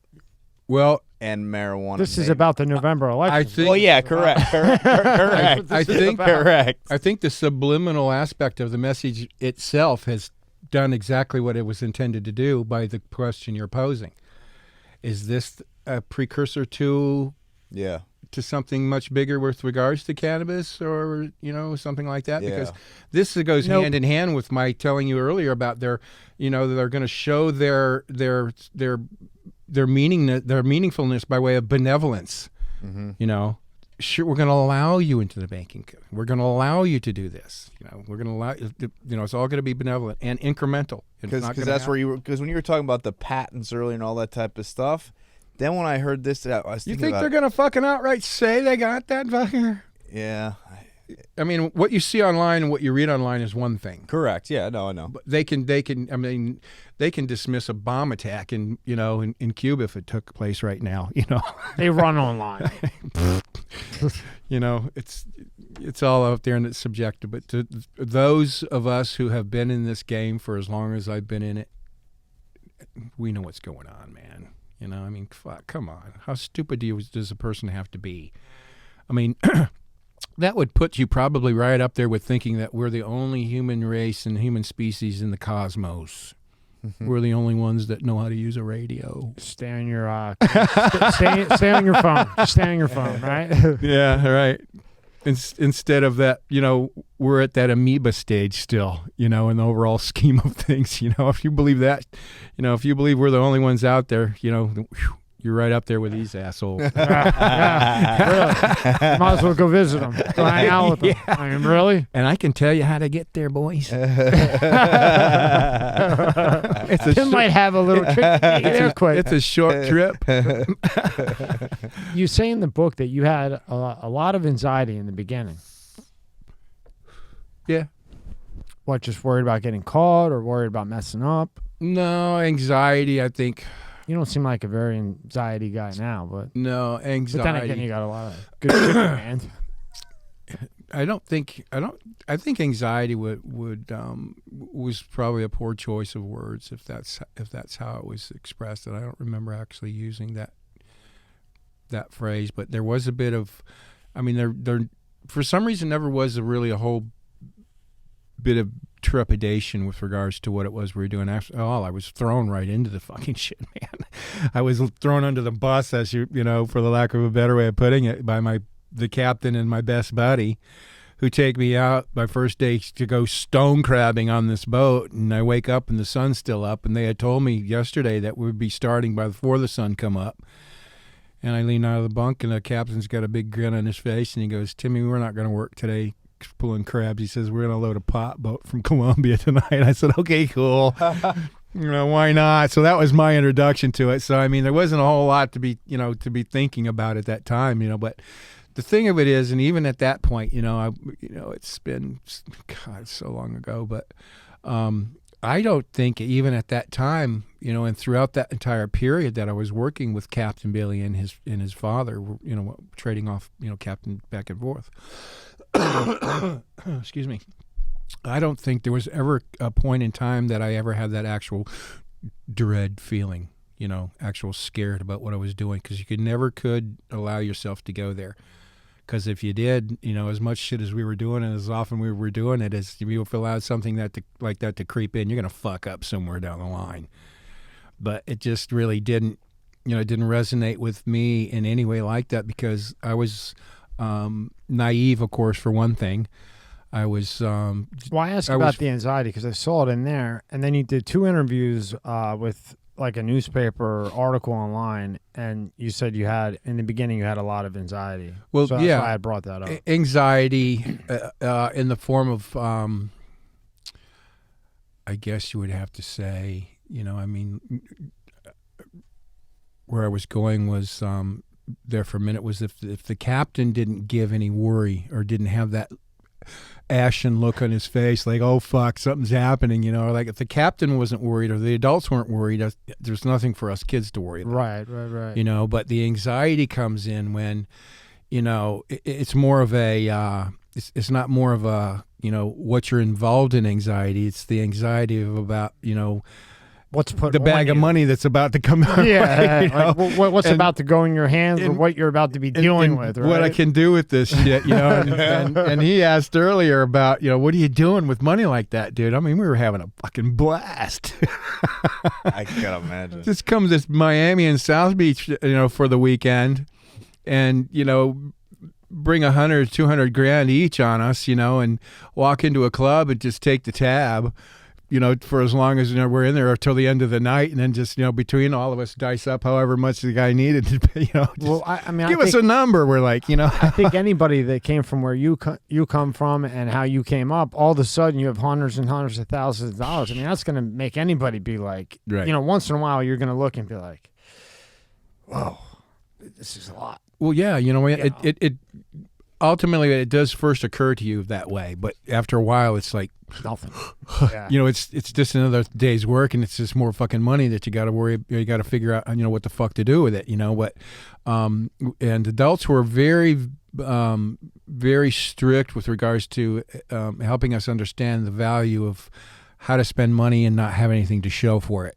Because if you started getting stupid, buying Ferraris, fuck, you're done. Yeah. It just didn't work anymore because that's just, that ain't happening. You did things right. You drive out onto the island and you don't see anything out of the ordinary, anything spectacular. You'll see a new truck or, I had a Corvette only because the stone crabbing industry was lucrative enough that I could afford one. Although I was living in this trailer, but it made sense for the area. It made sense for the area. Yeah. But where the difference was made was when you opened the trailer door and went inside. Yeah. And then you got all the plush Berber carpet, all the brand new leather furniture, all the latest appliances, electronics, and the fucking, It'd be like having a brand new Ferrari parked outside of a trailer park. Like, something doesn't add up here. Yeah, we better have a look at this fucking guy. What's going on? Yeah, in a town of 500 that was reduced to 100, and here comes a guy. Yeah, here and all of a sudden there's like people are being made millionaires overnight, literally, right? Quite literally, and that's why it was important for them to to get us in check and to for us to realize the importance of it, as kids, because. At that time, and even today, you're required, if you spend more than $10,000, to fill out what's called a CTR, a cash transaction report. And I never wanted to fill one of them fucking things out, And if there were enough people that knew us guys that had money in town, because we're at all the clubs, we're buying all the, we're taking over the tabs, for the night, just to, buying out the bar, everything. Even go into Naples and take over the champagne room, but take the tab for the rest of the night, and it was, with every intention of coming home with, leaving home with a couple $100 grand or $300 or $400 grand between us all. And with every intention of having just enough gas money to get home, so we wouldn't have anything to show for this shit, But people got to know us to the point where I could drive in and pick up a brand new truck for a buddy of mine who deserved a new truck because I wasn't going to show up in the shit he was driving. Yeah, right. Or I could buy this boat that I've spent almost 90 grand on, because the family that owned all the Nissan dealerships in Southwest Florida also owned Moss Marine in Fort Myers Beach, so I could buy my boats from this guy. But it's just one thing after another, learning how to spend money. Now we only touched on it a little bit last time, but you ran into pirates. Did you actually hang out with them? Pirates? Yeah, I asked you last time briefly. No pirates. No, just look like a pirate maybe. Yeah, people have their own their own definitions and their own preconceived, definitions or notions of pirates and what pirates are. What the fuck actually is a pirate? Like nowadays, what's a pirate? Somebody rob somebody, basically. Yeah, a pirate would be more akin to what you see off the Somali coast between Yemen and Somalia going into the Dead Sea, or the Red Sea, whatever the fuck that sea is over there in the Horn of Africa. And these guys are literally pirates. These guys are literally coming at you in boats with machine guns, and they're boarding these big ass giant fucking boats, taking them over because they don't have any way of protecting themselves, because a lot of the company or countries that they're registered to don't allow only but one weapon, and that's in the captain's quarters or whatever the fuck. So they've got really no other way but a water cannon to keep these fucking. And they're shooting at. You're gonna stand there with a water cannon when somebody's blazing at you with a fucking AK or some shit. And they take the boat and they literally take the boat over. I mean, those are literally they pirates. just steal it. That's what they actually do. And that actually goes on to this fucking day. That shit happens. The movie Captain Phil. Mm-hmm. If you remember that movie. I think I always brought that up even last time because they put that in the paper. You know what I mean? They put what they just throw shit to make it because how many times are you going to say, okay, Tim Everglades got hit with the weed. Tim the pirate from the Everglades got hit by weed, just because pirates can have the notion pirate can have several different connotations. Sure. It can be that extreme. It can be as extreme as what people have romanticized today as the Caribbean pirates, the privateers who initially were legal in the things that they were doing. They were actually hired by the British as privateers to make sure that their ships were safe. They could take out whatever they wanted to, but leave our shit alone. Well, that didn't work out too good because they started taking over their shit too. But hence the word pirate. And but these are some bloodthirsty motherfuckers. I mean, these guys were nothing to be romanticized about. When I was a kid, I thought a pirate was just like a really cool guy that was out at sea all the time. That's the notion. That's the appeal that everybody sells you as a pirate. Until he takes your shit. Yeah, right? Captain Hook and the fucking yeah, Captain Hook or whatever the fuck what do you have, a little thing? The hook. Yeah, well, the alligator took his arm. He's got the fucking But but there were some bloodthirsty motherfuckers, But then when you're talking about pirating, anything illegal, any importation or exportation of an illegal substance or something of any significant value, across the high seas, whether it be the Caribbean or the Pacific or the Atlantic, whatever the fuck it is, it's considered piracy. Oh, so there's like 37 different meanings to fucking pirate. Hence There you go. All right. I don't know if we. So I don't feel like it's such an ass, like an idiot. But I know I read pirate many times. But, right, but I know how those. And a lot of the guys from that period of time, as young men, would have a badge or have a tattoo of some sort, a Chokoloskee pirate. There's only one true Chokoloskee pirate that had the original tattoo, and everything else needs to be a design of their own choosing. Are they still out there now? Do you think they're still are there real pirates now? Absolutely, yep. Particularly on the Pacific coast, off the Mexican side. Really? Yeah, you know what? And it's funny. I was going to mention this earlier when we talked about having. Now that we have homegrown marijuana here in the United States, nobody wants that shit coming out of Mexico anymore. So now here they are stuck with all this bullshit weed down here that they can't get fucking rid of because, who wants to, see a picture of this poor Mexican dude who's crawled through the Sonora dying because he's got this one bale on his back, and then you show on a glistening and all this goodness fucking medically graded bud, and you show a picture of this to somebody and ask them to point to which one you think you'd rather smoke. They're not pointing to that poor bastard laying on the ground, man. So that all went away, but they wound up doing, besides drilling into oil and gas pipelines and selling the oil and shit in the black market, they're hijacking freighters and selling them in China. They've just substituted one thing for another. Yeah, one criminal act for another. What's this, Rob? So you were talking earlier about strains. I don't understand. I mean, I understand, but I just want to get your take. I Googled crazy strains of weed, and this came up, and it said the Don Mega.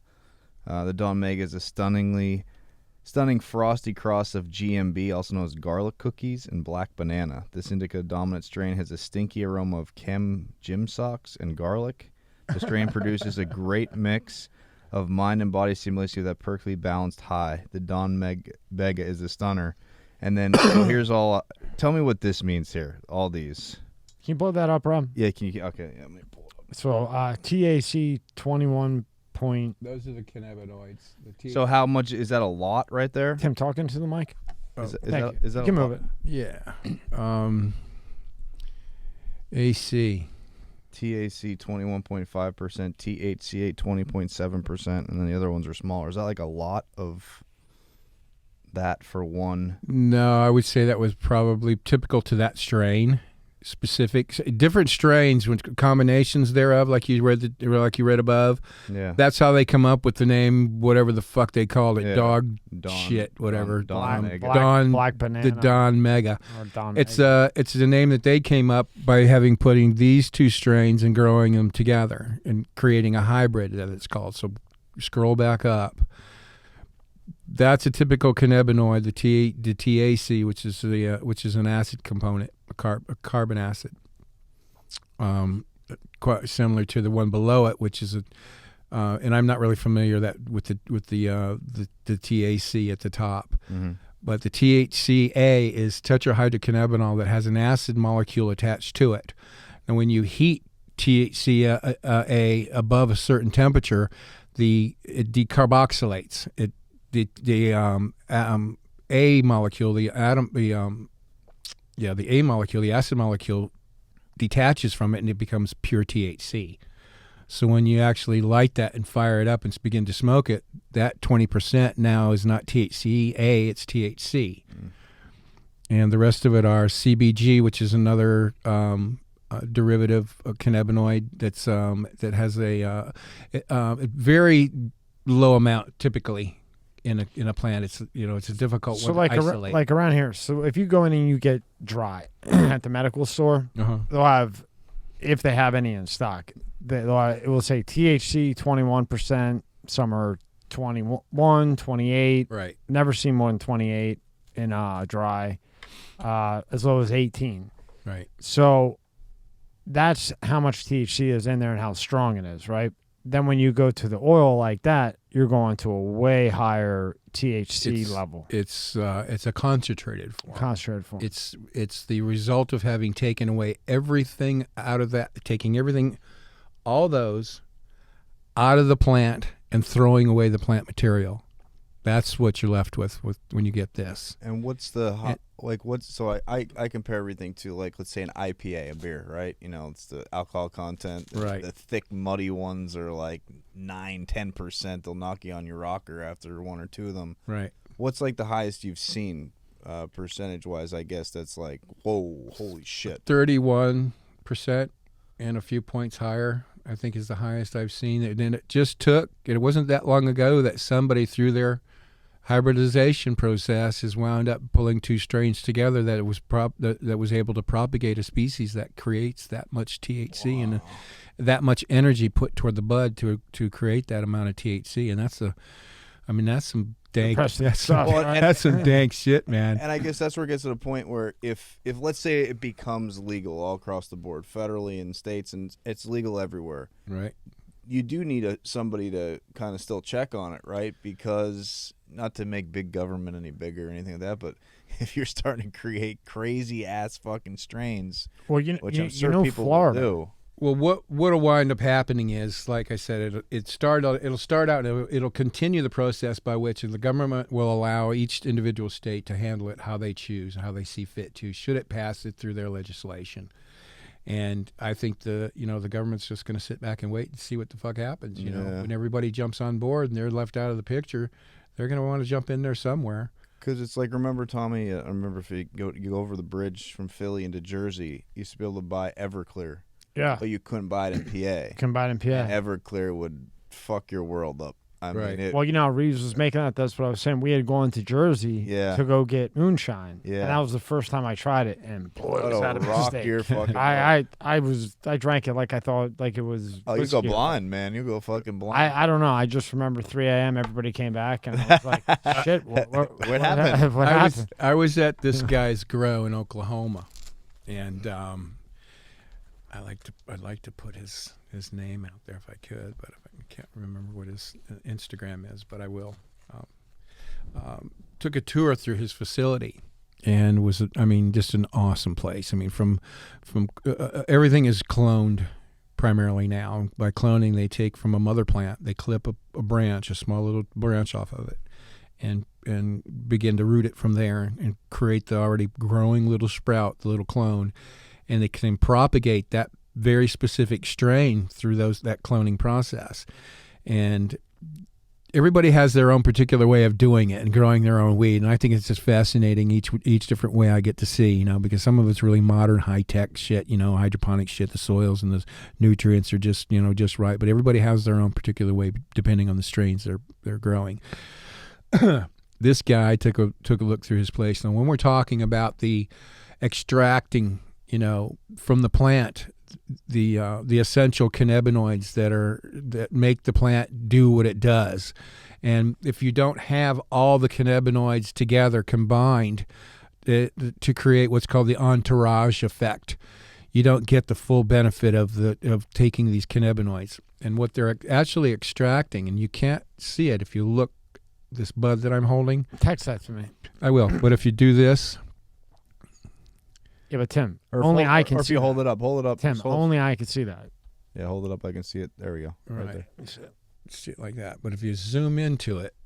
Yeah, just back it up a little bit. I can see it. Back it up. Put it toward him right there. You zoom into it, and you see all the little clear little globules. Little dots, yeah.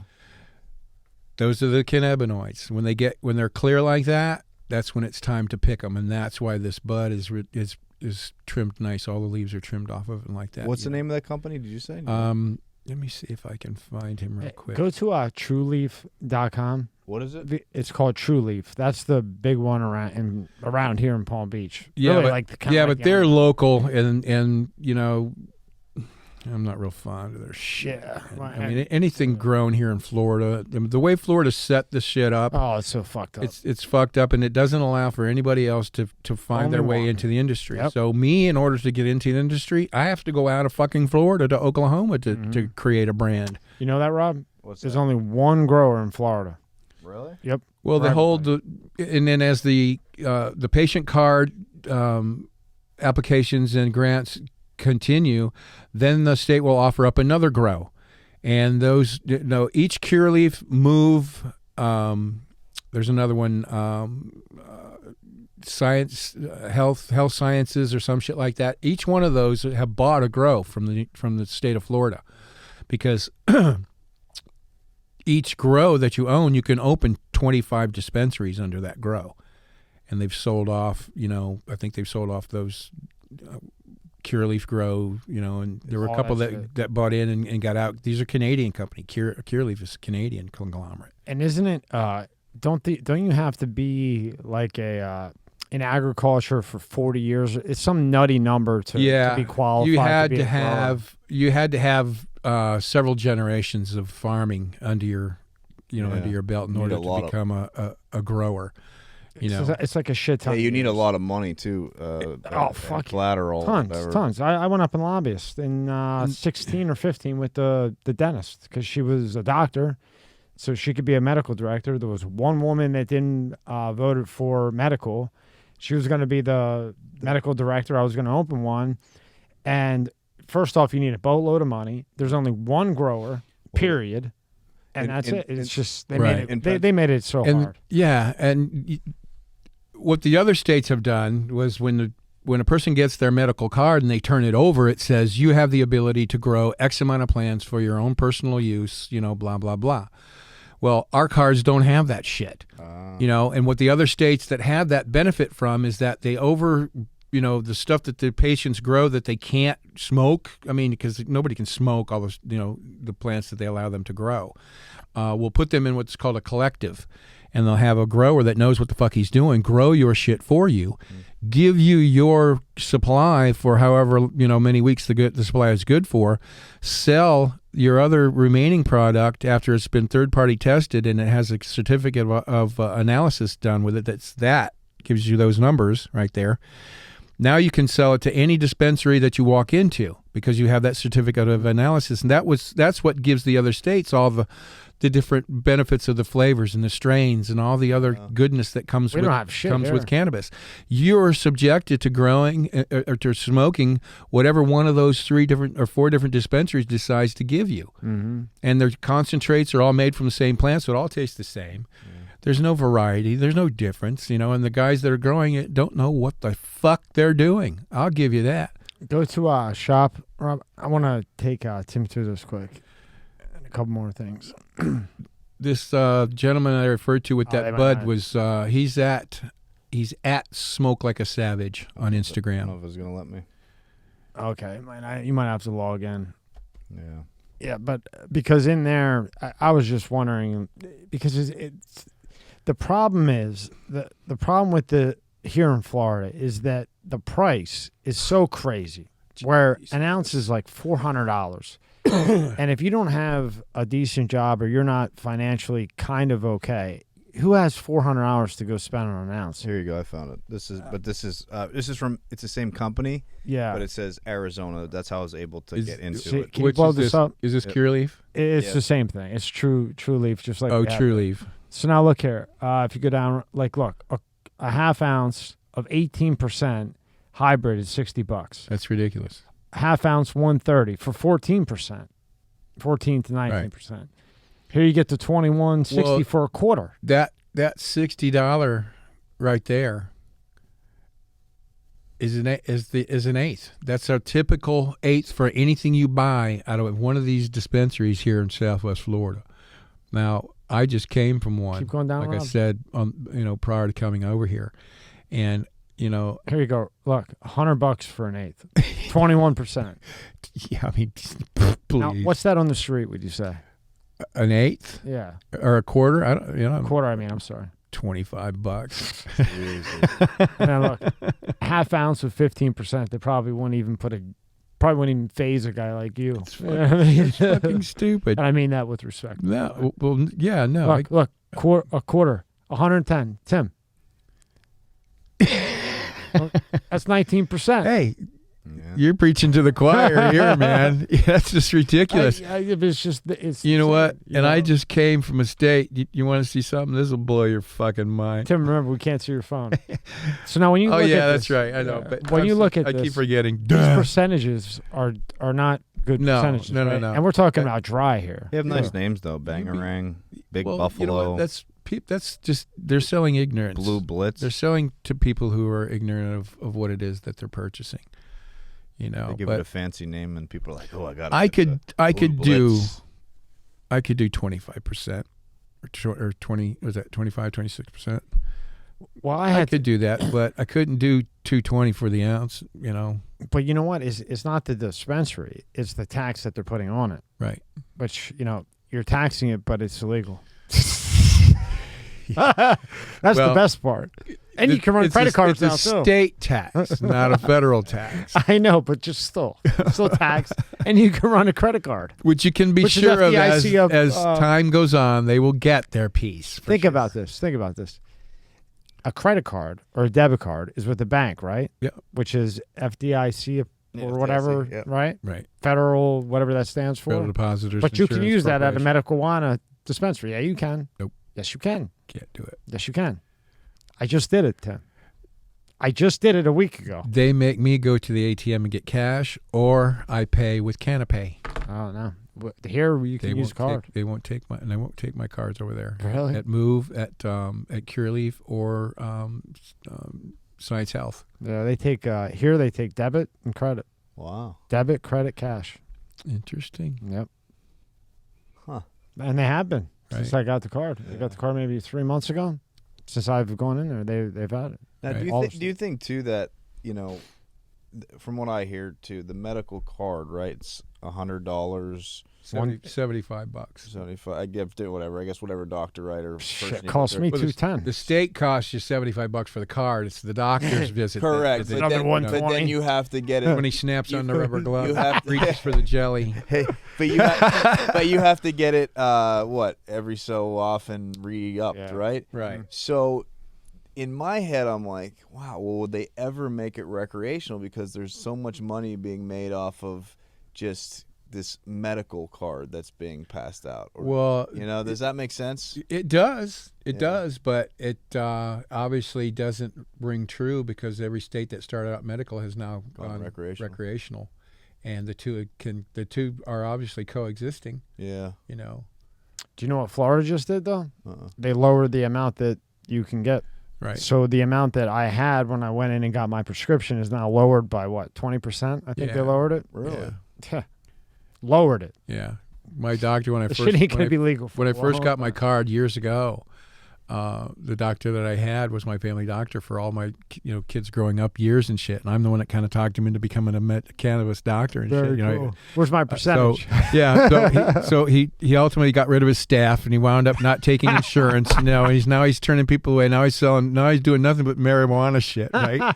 But when he gave me my card, he gave me something like 14,000 milligrams of THC, each time. I'm like, there's no way humanly possible. He says, I'd rather you had enough than not enough. You're like, buddy, Jesus, I am human. I could take half the town with me. Is there any particular, and I know weed from other countries, but is there any particular state that you know of or heard of that it just grows better, the soil's better, the ground's better, it's the better weed coming from this state or that doesn't matter? It doesn't matter. Excuse me.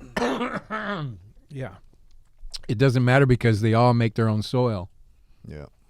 And depending on what strains they're growing, they desire a particular type of soil and a different type of mix and particular nutrients added to the water, so it's all, excuse me. The contrast between what it was I used to do and how I used to pick out the weed that I was buying in Colombia or wherever it was by taking a 6-foot piece of bamboo with a piece of metal pipe cut on the end of it and sticking a stack of about 12-foot high bales, 50 foot long through the jungle, 25 feet deep, and saying, put it in a pipe and smoke it, with the boss man and check it out. Say, how many of them buckers you got? Kick them down. I'll take those. Well, now to see it morph into and evolve into what it is become today. I mean, Cash App. Go to cash.app. Cash App, the easiest way to send money, spend money, save money, and buy cryptocurrency. Cash App believes in providing everyone with access to important financial services so they can fully participate in the economy. Sign up today for Cash App. Use the code MSCS. Additionally, once signed up, create an invite code. When a friend uses the invite code and sends $5 or more from a newly created Cash App account, another bonus will arrive within 14 days. That's cash.app or download the app and sign up. Cash App. Jesus, it's just it's amazing that they can produce a product like that. If you had a guess, right? So today we saw the dry goes up to 28 if you're lucky, but because there's only one grower in Florida, there's never any 28 available because everybody, whatever they get to deliver, is the line to the moon to get to 28%. Right. Okay. So with dry, just from your experience and everything else, what percentage do you think the THC was in the marijuana that you were trafficking, smuggling, whatever they want to call what you were doing, the 17 different names? 8%. 8%, really? 8, maybe 12. It was some decent, Colombian gold or some shit like that. But where the most potency came out of was typically the highland strains, like I said, in Santa Marta, which was in Colombia, eastern Colombia, in the highlands, and the Santa Marta gold, which was more potent, and it was more pricey because I was paying anywhere from $10 to $15 a pound for the Colombian red in the lowlands. They were paying anywhere from $40 to $60 a pound for the highland strain. They were paying 3 times as much as I was because it was more potent. Right. And that's just because that strain grew at that potency. You can't make a strain unless you go through the process of crossbreeding hybrid and all that other stuff. Hybriding them in order to get up into the 30 ranges and stuff like that. But the ganja coming out of Jamaica was also it was kick ass. It was probably, I had to guess, in the 15-ish range, 17-ish range. Is that because of the climate? Yeah, and the soil. When you talk about soil in different regions and things like that, that was more prevalent back in the 70s and the 80s when the landrace strains were growing in the countries in which they were propagated from. It was grown. The lion's breath was grown near the Blue Mountains, which is where the Blue Mountain coffee comes from. And the soil that's there creates such a blend of coffee that it grows destroying by the day. Kick-ass fucking ganja, man, in that soil. So that was always a fun time, grabbing a load from down there, man. I was just telling a guy the other day a story. We were loading this boat, like 20 tons of this lion's breath, just the nicest fucking shit you'd ever seen, and you'd smoked, just beautiful. And we're loading like in the middle of the afternoon at this dock. I'm about 40 miles east of Kingston on the south end of the island. How'd that smell? Oh, it smelled fucking fabulous. So when you were putting on the boat, you were getting a bunch of whales and sharks all high. They were looking for Tim. Where's Tim at? Oh my God, everybody smelled. After a while, you just get nose blind because everybody smells like it. You ever think about that? Because a whale can smell like. How far? As far as fuck, like 3 miles. Yeah. A whale can smell. If they could smell it, they smelled this shit for 12 miles. They probably brought all the kid whales to calm them down. All right, Tim's on the way. Come on, kids, get them all whacked out. But then they're hungry, and then the shark or whale's gotta go kill a bunch of shit. It's gonna have the munchies. Oh man, you ever do DMT? DMT? No. Never did, huh? No. How about mushrooms? Oh yeah, we used to go hunt the mushrooms every Monday during the in the summertime. When you did psilocybin, what was it like? Really metal taste in your teeth together, shit. But it was like really right there, zoink. We would go out early summer mornings to a cow patch out near east of Everglades, almost between Everglades and Naples. And it was a particular area where there was a lot of cattle, and they were a lot of pine trees, southern pines, and they always grow out of the cow shit near the southern pines. Isn't that funny? And in the morning is the best time to get them, because if you get there in the afternoon, they're pretty much gone, because the way mushrooms grow, they're almost pure energy. They grow this big in like 4 or 5 hours and shit. So when they pop open like that, they left a little purple ring around the base of them where the membrane broke away. Those are what you're looking for. We get shopping bags full of these fucking things, man, and we take them back to the island and boil it down. And it was so nasty to drink just by itself, because it was like So we went to Circle K into town and bought like 8 gallons of grape juice, Welch's grape juice. You're making jungle juice with mushrooms. Pouring mixing that shit in gallon jugs and grape juice. We were driving all around town, filling everybody's glasses and shit. I got the whole town fucked up. Now, when you did it, did you ever get a different sense of reality? Oh yeah, fuck yeah. That unmistakable, rapid and sometimes taken aback shift in consciousness. When you suddenly realize something's fucked up.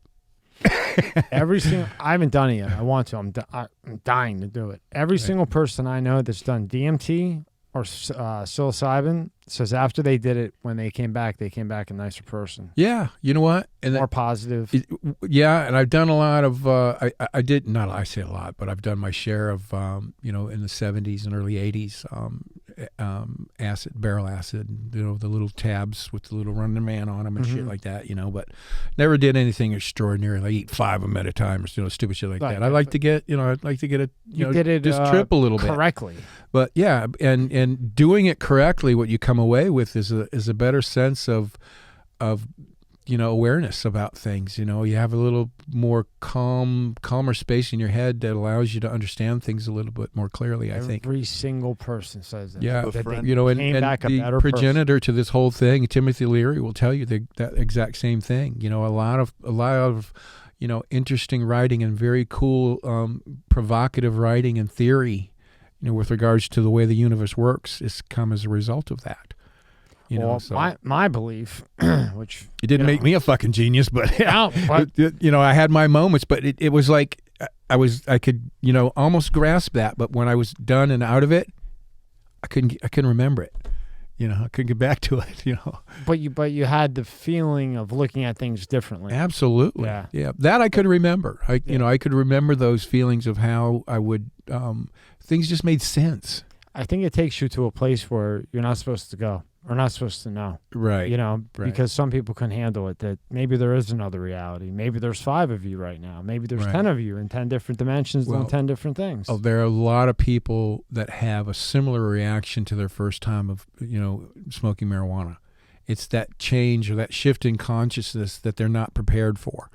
And nobody's prepared for it because, paranoia sneaks in and then all of a sudden you're trying to just, figure out what the fuck is happening. Because I remember the first time I ever got stoned.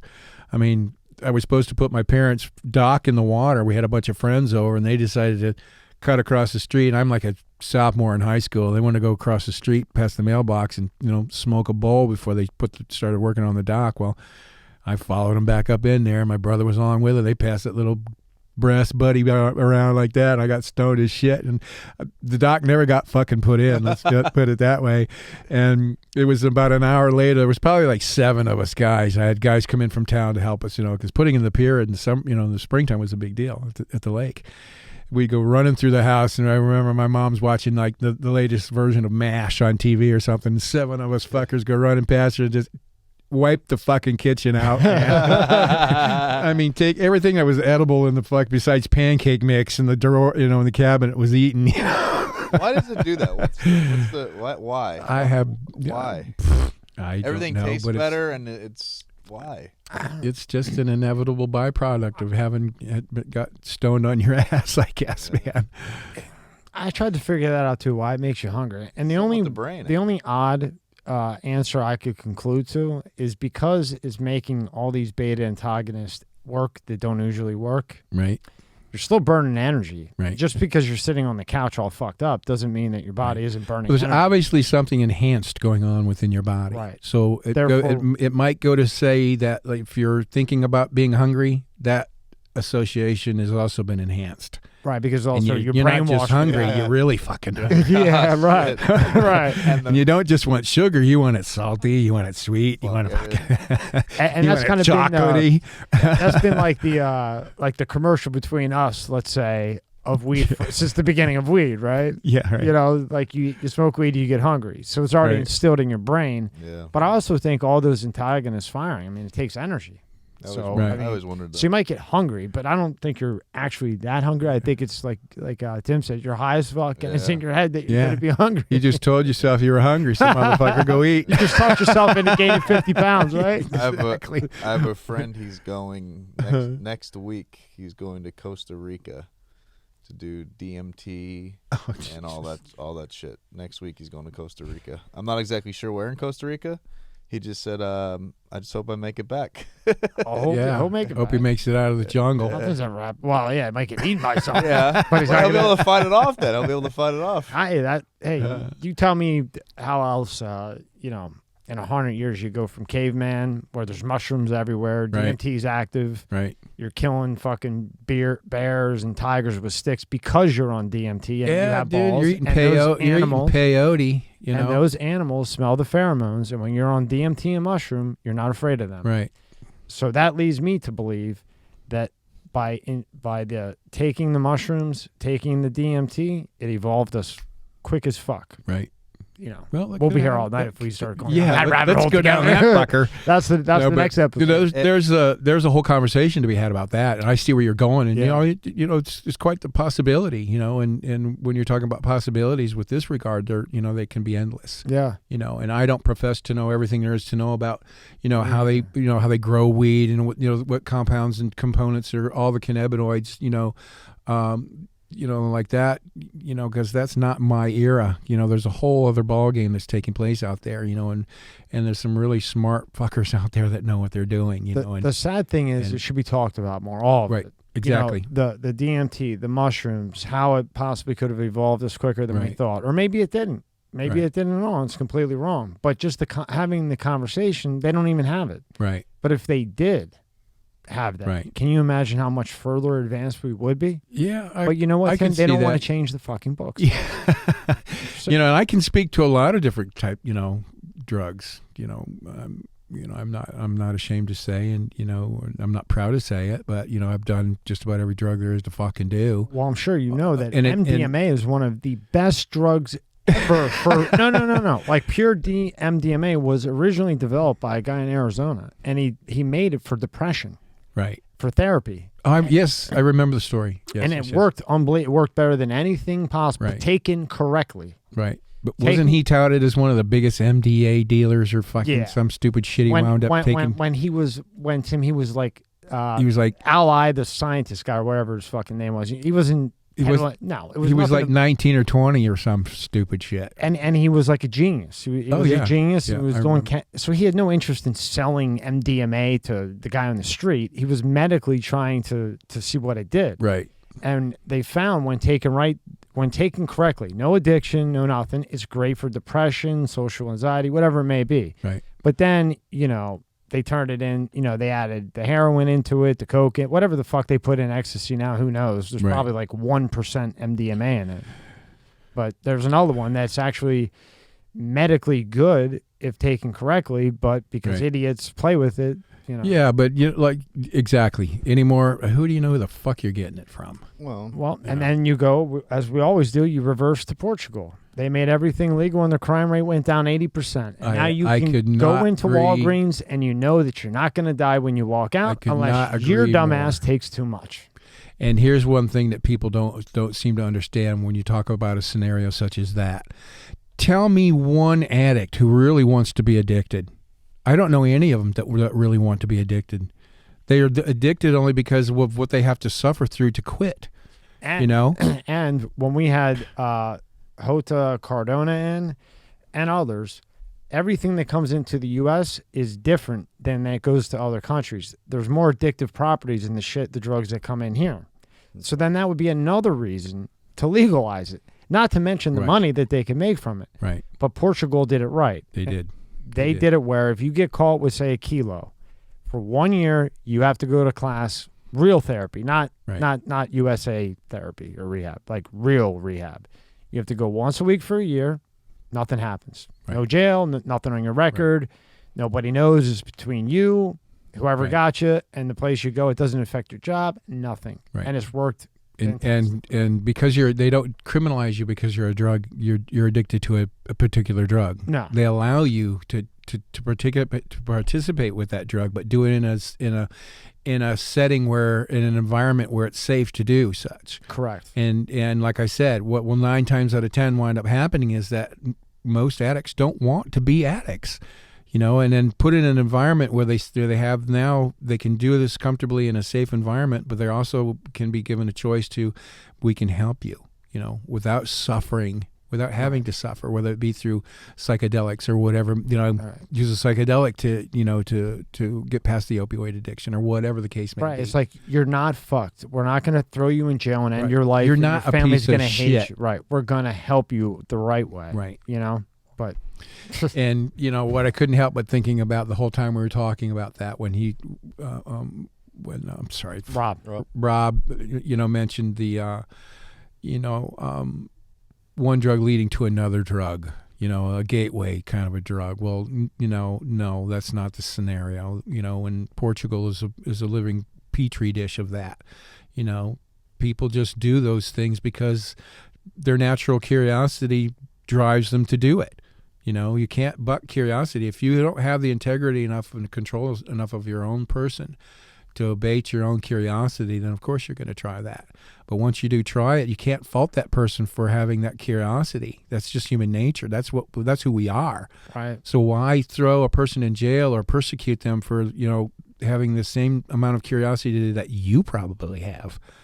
Well, here's something interesting. Rob's heard this before too, but I want to say it to you. Sure. So in Italy, right, there's like no alcoholics.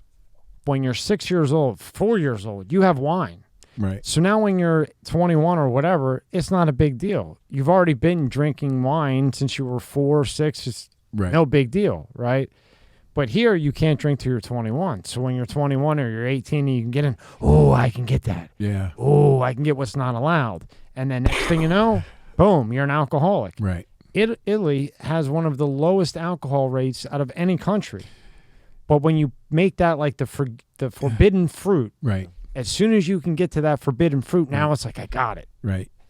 But over there, alcohol isn't even a thing. As soon as you take something away from somebody, the more they want it. And you would think this is what we've been talking about ever since I sat down and we started this program. And when you think in Italy, you would have alcoholics everywhere because they drink with every fucking thing they eat, but they do it the right way. They're not, pounding a fucking half gallon. You know what I mean? Yeah. And it's not a big deal because they've had it since they were kids. Right. So it's just like a regular thing. And once in a while you get hammered and have a headache and that's it.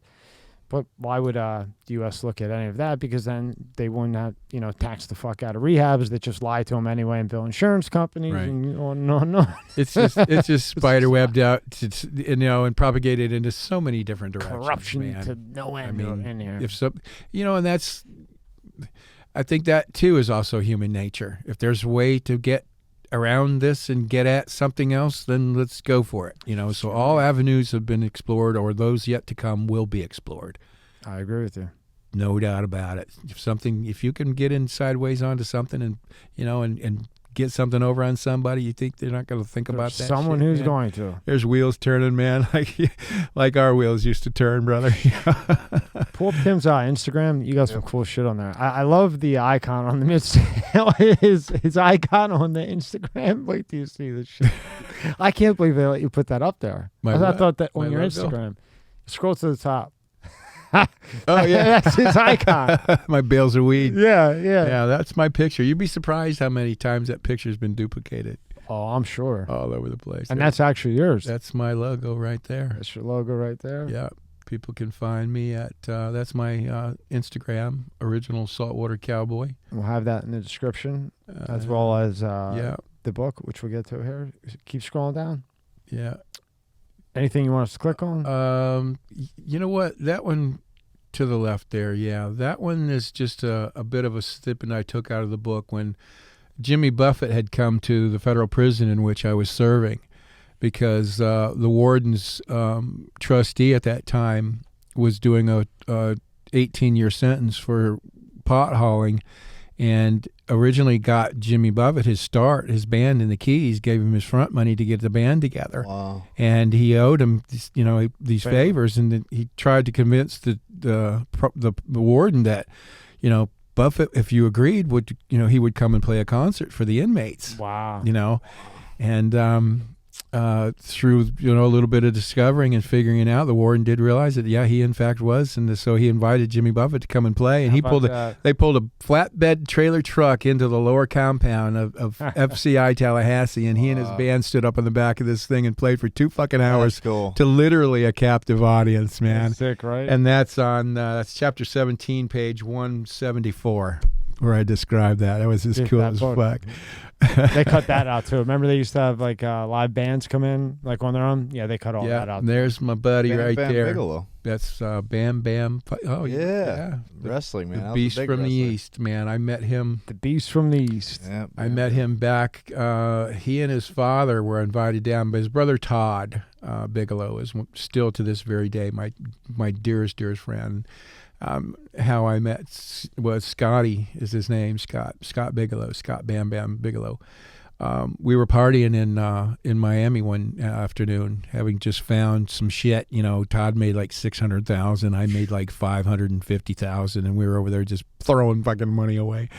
And he invited Scotty, before wrestling, invited Scotty and his dad to come down and hang out with us and party for a couple of weeks. So they came down, and we're all having this party for a couple of weeks. We're just throwing fucking cash around, and bam, Scotty comes up to me and he says, one afternoon, he goes, Timmy, I said, I want to get into this really cool wrestling college in Jersey. It's where all the big names go, dude. And he said, would you consider backing me? I need $30,000 to get me into this wrestling. And I got thinking to myself, if you even knew, Scotty, I know you, buddy. I had I pulled out $30,000 just like this. And I said, dude, I got it right here. And I said, I would be more than happy to give it to you, buddy, but I know you too well. You'll take this fucking $30,000 and go have an awesome party somewhere. Won't even invite me, right? So why don't we just piss it away right here? So we went on spending money, shit, and one thing leads to another. And about 4 or 5 months later, he surfaces as fucking Bam Fucking Bigelow. Yeah, you're like, what the hell, right? And I'm thinking, oh damn, So he's touring and he becomes the World Wrestling Federation tag team champion for a couple of times. He was the man. And the WWE. Very cool. He traveled with Terry Bollero, who is better known as Hulk Hogan. Yeah. And every time they came to the Lee Civic Center in Fort Myers, every year, Scotty would call me ahead of time and say, hey, dude, get a bunch of your buddies. I'll get you all some front row tickets, he says, and bring me and Terry a big sack of fucking weed, right? And so the first time he asked me to come, to a match like that, and I said, well, dude, where do I go? He said, well, come around to the back. He said, drive around to the back of the facility. He said, we got tents set up and shit back there for the that's where we all hang out. And I said, just walk in there, he says, like you own the place. And if anybody gives you any shit, he says, tell them you're my manager. I said, okay, cool. So I go busting through this fucking tent, I'm walking in there, and I see this little guy with a radio squirming around, this little fuck, I'm trying to, and I tried to get away from him. There's all these cool ass fucking one-man gang. There's Randy the Macho Man. There's, shit. I mean, all the old dudes are in there, right? And they're just buddying and palling, And I get a tap on my shoulder. And I turn around, it's Hulk Hogan standing there, right? And he goes, "Are you Timmy?" And he was huge at that. I'm 6'3", and I'm looking at him like this, yeah. And I said, "Yeah, I'm Timmy." He goes, "Well," he says, "Scotty says for me to grab you." He said he'll be out in a minute. He said, "Come with me." So I'm walking side by side, and we walk out of the tent. He goes, "Show me that sack you got us." So I got stuff down here. I must have had a bag. It was about this big. I just grabbed off a bale and I shoved it in a bag like that, And he goes, "Holy fucking hell!" He said, "When you said sack, he said, you weren't kidding, were you?" I said, "No, man." He said, "We're not fucking around, So it wound up. There's Scotty comes out. His manager at the time was a really flamboyant dude by the name of Sir Oliver Humperdinck, was his name. And Randy Savage came out there. One Man Gang came out there, and Andre stepped out of the tent. Andre the Giant? Yeah. How big was he? Oh, dude. I mean, he had to duck his head to come out of the fucking tent. Like, did he hit the ceiling? This is an 8-foot ceiling. He'd be pretty close to it. Yeah. Damn. Yeah. Hulking. That's cool doing that. Just a hulking fucking guy, man. But the cool thing about it all was I had I'm twisted up like 4 or 5 fat ones, and they were all going around. Everybody getting fucked up on the parking lot before the match, and Scotty got us all front row tickets, man. He says he was wrestling the one man gang, and they got it all figured out, and shit. Yeah, but the moves that they make and the hits that they take are fucking real. I mean, that's the wrestling is real fucking deal. I mean, they don't pull punches, they don't fuck around. And Scotty says they pay you more if you bleed. Mm. So he gets in the ring and he starts his thing and he goes, "Timmy," I says, I'm gonna. He leans over the top rope and I'm right there in the front row and he's yelling, "I'm gonna crush this motherfucker like a grape!" Right? So he turns around and here comes the gang. They're doing their thing back and forth, and somehow Scotty picks him up. He was gonna souffle him or whatever fucking shit he does, and he kind of messed up, and the gang landed right on his face, and he gets up and his nose starts bleeding. He looks over at me and goes, "Yes," he goes, "I'm fucking bleeding, dude. I'm getting more of my paycheck this time around." He fought Lawrence Taylor. Remember, he fought Lawrence Taylor. Bam Bam Bigelow. Yeah, yeah, he did. Lawrence Taylor was at a thing, and the whole thing started, and Bam Bam shoved Lawrence Taylor, and it was part of the act. Lawrence Taylor goes flying backwards, right? And Lawrence Taylor gets up, and he's like, "Oh," and he fucking pushes Bam Bam, starts going at Bam Bam. and then it caused like a war. And I think it was the WrestleMania that Bam Bam fought LT. Yeah, shit. Bam Bam was the shit, man. He was awesome. Yeah, you know what? The coolest thing about him, he was just he was that big as life figure, in the ring and whatever. But he was, earth, at that time in his beginning, he was 410 fucking pounds. He was probably 21, 22 years old or some shit like that, doing flips off the top fucking rope, man. I mean, who does this kind of shit, right? And, he ultimately paid his dues. It didn't come easy for these guys. I mean, they put in a lot of work. Hard work. Yeah. A lot of hard work. And I give them a lot of credit for. Oh, yeah, there it is. Yeah. You see his tattoos. I have a dragon, a Japanese dragon about the size of two hands right in the middle of my back, who were given to me by the same guy that did all of his flames and all his tattoos that's cool. in Jersey, a guy by the name of Gene. Gene and a couple of buddies of theirs from Jersey at the time, from Bam Bam and Scotty's place where they lived in Asbury Park in Neptune, came down to Everglades to Chokoloskee to hang out with us guys for a while. And they had to fly back this next day, and nobody wanted to give them a fucking ride to the airport, And I said, and Gene finally looks at me and goes, Timmy, I'll give you a tattoo if you give me a ride to the airport. And I said, okay, cool. And I picked up this badass Japanese dragon. I said, put it in the middle of my back where I can't see it.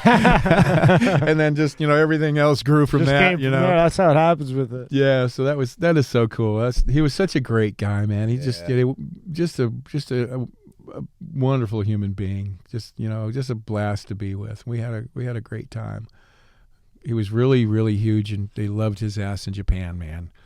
He was over there for a couple of years, and they just flop to like they were like it was the Beatles or some shit. He has kids, right? Isn't one of the boys trying to get involved in wrestling? No, he has a son. He does, but I don't think he aspires to be, to follow in his father's footsteps at all. No. Pick another one on your Instagram. You got a couple good things on there. And we'll have all this in the description along with the book. This is a visit to the couple of pot grows that I went to in Oklahoma while I was there. This guy did some pretty nice stuff. We're sitting in there where his mother plants are. Those are the mother plants by which the clones are taken. And if you flip a couple pictures over, keep going, you'll see. Keep going. That's the last one. Okay, go back the other way. Then we went past it. Keep going. Keep going. Keep going. That's it. Oh, that is? Okay, I might have them somewhere else. But his mother plants. Yeah, there's that 88%. There's that, yeah. Those diamonds. You know what? Something like that to buy in a dispensary here in Florida would probably run you about $80 for diamonds. Do they even have it here? I don't know that they even do. Yeah, I don't know either. You know how much those cost me at that place right there? How much? $7 each. Oh, yeah, right there. $7 a gram. I'm gonna say this as nicely as I can. F you. Yeah. No, there's in a friendly there's way. there's an awesome picture of where we used to used to play right there. Yeah.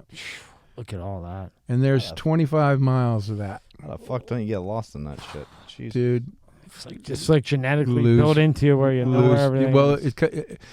Everything is done basically by sight. Visual cues on where to turn. So if you're not there all the time, that shit changes so fast, you lose those visual cues and you're done. Like now, if I were to try to get back down, forget it, dude. You're a dead man. I'm as lost as another motherfucker, You're just going to hope that you don't get eaten. Some of the passes I can remember, because they are just that. They're the passes, but, other than that, that's it. Now, this is very cool, this one here. Yeah, right there. You can click onto that. I don't know if we can hear. Yep, we can. Yep. Guys like yourself, Mcbride, which was a big pot smuggler we mentioned earlier. I think you just signed a book for him. Sure. These are just amazing things that 2 years ago I didn't even listen to. Tommy Chong. This was an interview done by another guy, Tommy Chong, and that's how I wound up getting. You're a legend, and sometimes you could show that to the camera. That right there. That's Tommy Chong's signature. He read my book, and right there. and Being able to do signed stuff it. like that, talk to Great guys read like and sent it yourself, back to me. Other guys, Tim Mcbride, which was a big pot smuggler we mentioned earlier. I think you just signed a book for him. Sure. These are just amazing things that 2 years ago I didn't even listen to podcasts. Mr. Chon. Yeah, never listened to them. Now, if you go to the next one over, Rob, that one right there, that's the day I received this book. Very cool.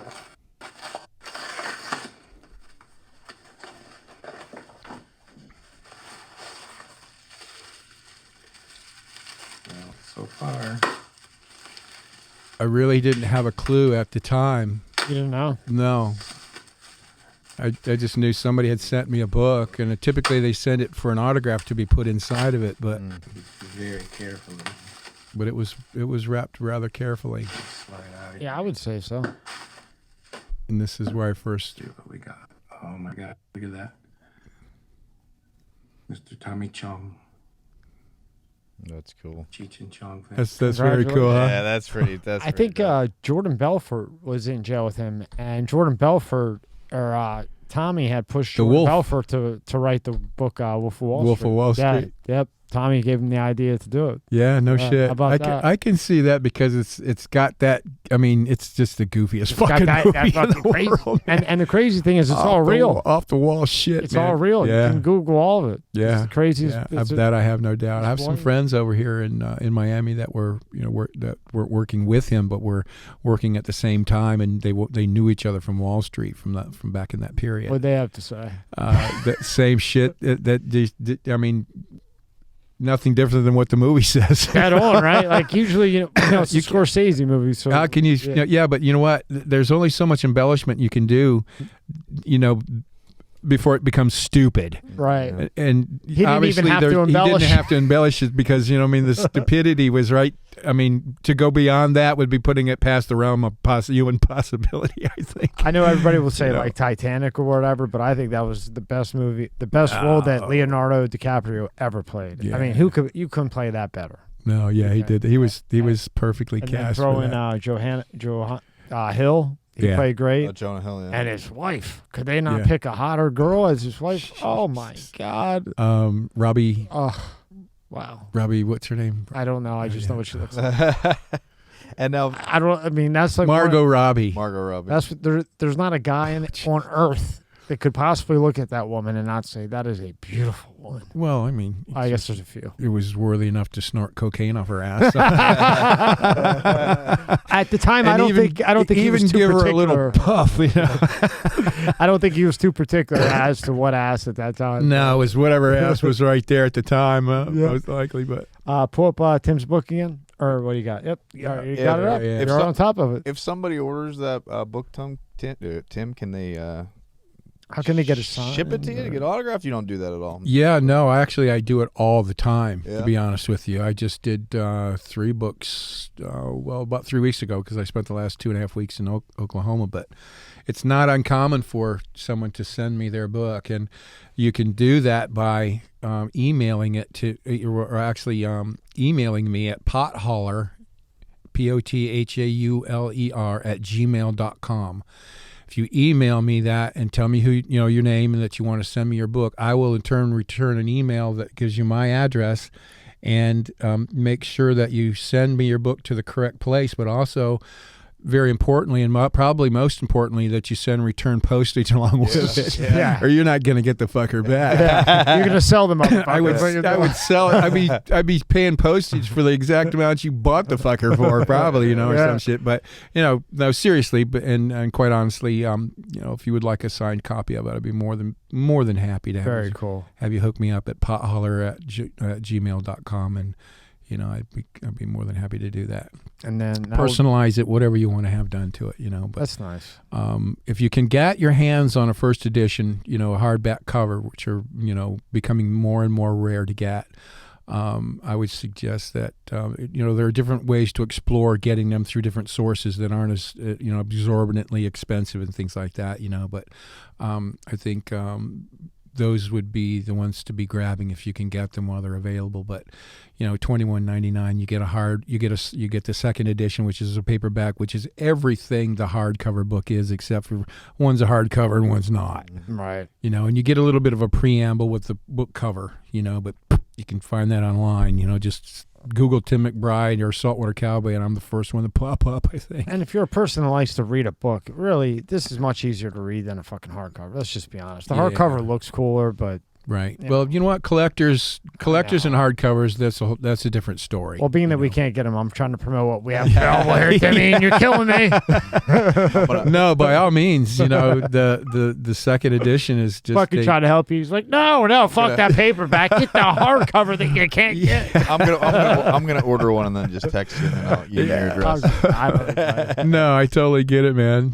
But either way you get it, it's a great read, and it's not full of fucking $10 fucking words, man. No. It's just me, a regular guy, and I wrote every goddamn word you read in that book. And now that if you've had a chance to hear my voice, you'll hear my voice come through the pages as you're reading it, because like I said, it went right from here right onto the page. And that's exactly how I give it to you. The first time I met you, without even talking to you, I knew what your accent was going to be like from that book. Yeah. Because when you have something, right. you glaze through it and you look for like talking points and shit like that, and when you read it, you could just tell that. If you understand how to read the rhythm of the book through the punctuation, then you can glean some of me from that. But now that you've heard my voice, you don't have to put brain matter toward that. You can just get it involved in the story that I'm imparting to you. But and while you're doing it, trying to get that 80% for $7. If you find it, email me. In Florida. You have to also remember too that if you're not a book reader, and I get that, there's an Audible edition right there, and it's told by a very cool guy by the name of Wes Talbot. Click on that, Rob. Up top. Wes, up until I was his 32nd book for. There's your hardcover. There he is, right there. If you did you just see that they had the hardcover 139? Ralph Barrier, they just had. There he is, Wes Talbot, right there. Very cool guy, and he's got a really voice very similar to my own, but I have very particular, feelings, let's put it that way, about someone else reading my story. That's my baby. And the guards would leave and lock us in for the night. We would now have 1 hour to do whatever we cared to do until it's out. Very good pick. See, now when I put my hat in the ring is to be the voice for my own book, because I felt like I know the inflections that it needs to tell the story, in my voice, and I chose the Chicago Manual of Style of Writing to do that because it's a lot more grammatically forgiving than the other two styles of English and American writing. So I could tell it in my own voice. Well, I get an email from my literary agent saying that, they're casting the voice and for your book. And because I was too late to get my name in the hat, he said, if you have any questions in pre-production, reach out and give him a call and find out. So I called my literary agent in New York, and I said, well, hook us up and, put us together. And he said, just call the fucking guy. I said, okay, cool. So I called him the number, and the guy goes, hello. And I go, is this Wes? And he goes, yeah, this is Wes. And I said, Wes Talbot. And he goes, yeah, this is Wes Talbot. Starting to get a little bit aggravated, I think. And I said, well, Wes, this is Tim McBride, your Saltwater Cowboy, your next project. And he's like, Tim McFucking-Bride. He's like, dude, I've been looking all over the internet and shit, trying to figure out what you sound like, and so I can get an idea about your voice and this and that. And I said, well, you know what? That's the very reason for this call, from my end too, because if you'd have picked up the phone and said, hi, I'm Wes Talbot, I'd have hung that fucker up right then and there and called my agent and said, this ain't the fucking guy. Yeah. But it was very cool, and we got to talking, and it was his 32nd book for Audible. And he said, prior to my book, he said he had mostly done Stephen King's books, which I thought was really very cool, awesome. Man. So, the guy does a really good job at telling stories. He wouldn't allow me, whenever we had a conversation on the phone, he wouldn't allow me to elaborate or go forward in any way into the book, because the way he works is he doesn't read ahead and then read back to you. What you're reading or what you're hearing is him reading it for the first fucking time. And he does such an amazing job. I mean, I mean, to have Stephen King as your, the voice for all of his books. I mean, you must be doing something right by that, So I'm like, dude, if that's your style, don't let me step on your toes. I'm sure he's not just working with anybody. You know what I mean? No. And Audible was really cool about casting that guy because of his tone, But so we'll have the book in the description. Email if they want to send it to you to get signed. Email for anything else as well. And then whenever you have the new website up that you're going to build, let me know, and then we'll add that in too as well. And then next time you come back, we've already killed it with weed. We'll talk about UFOs. Yeah, let's do some crazy. That's some crazy shit. That'll be the next one. Yeah, dude, I'm a huge fan. That's Bob Lazar's shit, right? Oh, dude. Oh, yeah. I'll show you when we're done. Mr. Lazar, yeah. Oh, dude, that's for the 51 shit right there, man. Yeah. But I want to just give a huge shout out to Smoke Like a Savage at Smoke Like a Savage on Instagram. Look him up, check him out. He's got some amazing product in there. I think I'm going to go with him as far as working some of his material into my brand. So all you guys out there, give him a check out on Instagram. And I'm Original Saltwater Cowboy on Instagram and pothauler@gmail.com. If you want me to sign your freaking book, man, I'll be happy to do it. And we'll have it all in the description, including your buddy and everything else as well. Right. All will be in there. Go. Thank you for your time. Oh, buddy, anytime, man. I'm happy to be here. Thank you so very much. And Rob, dude, always a pleasure, my man. The man behind the scene that nobody ever gets to have a chance to fucking look at. Every so often, it will pop myself up. Yeah, you'll stick your mug in there. Very cool, guys. Thank you so much. All right, pirate. Just kidding. All right, buddy. Okay, man. Hey, I wanted to say sorry about your brother. Oh, thank you. Many blessings. Thank you so very much. That means tremendous amount to me. I'm the last of the line. There's no more. I'm the last of the family. Get fucking. And that's it's kind of an eerie feeling in a bit of a way. Yeah, but your testosterone is through the roof, and your estrogen's going it's down. It's through the roof, and my grandmother, God bless her. When I say the last of our line, I shouldn't really say that. She's 106 this year. Holy! Congratulations! And I'm thinking maybe Graham, how are you? I'm thinking maybe that longevity gene skips a generation because my dad and his brother sure as fuck didn't get it because they're not around. Wow. My two older brothers, well, neither one of them are around, so maybe I got stuck with it. So she's 106. Dude, we may be doing. Congratulations! We may be doing this, but if you can hang out long enough, 40 years from now, we could probably do this again. I'm not going anywhere. or even 45 years from now, who fucking knows, man? Who knows? But once again, thank you, and and bless your heart, man, for remembering that. Oh yeah, means absolutely. a lot to me. Absolutely, I know, buddy. Next time we'll have fun with UFOs. Cool. Maybe he's up there with the UFOs, dude. Just name it. Maybe between now and then, you'll get like one of those things where you wake up in the middle of the night and be like, "Hey, Tim, right? UFOs." You know what? Megalithic shit really blows my mind. Me too. We can do a couple hours together on that shit. It'll be fun, yeah. Rob, you gonna hang with that shit or what? He's into it now. He's into it now too. Very cool. Once again, thanks, guys. Thank you. Thanks, Tim. Thanks, Tim. My man. My man.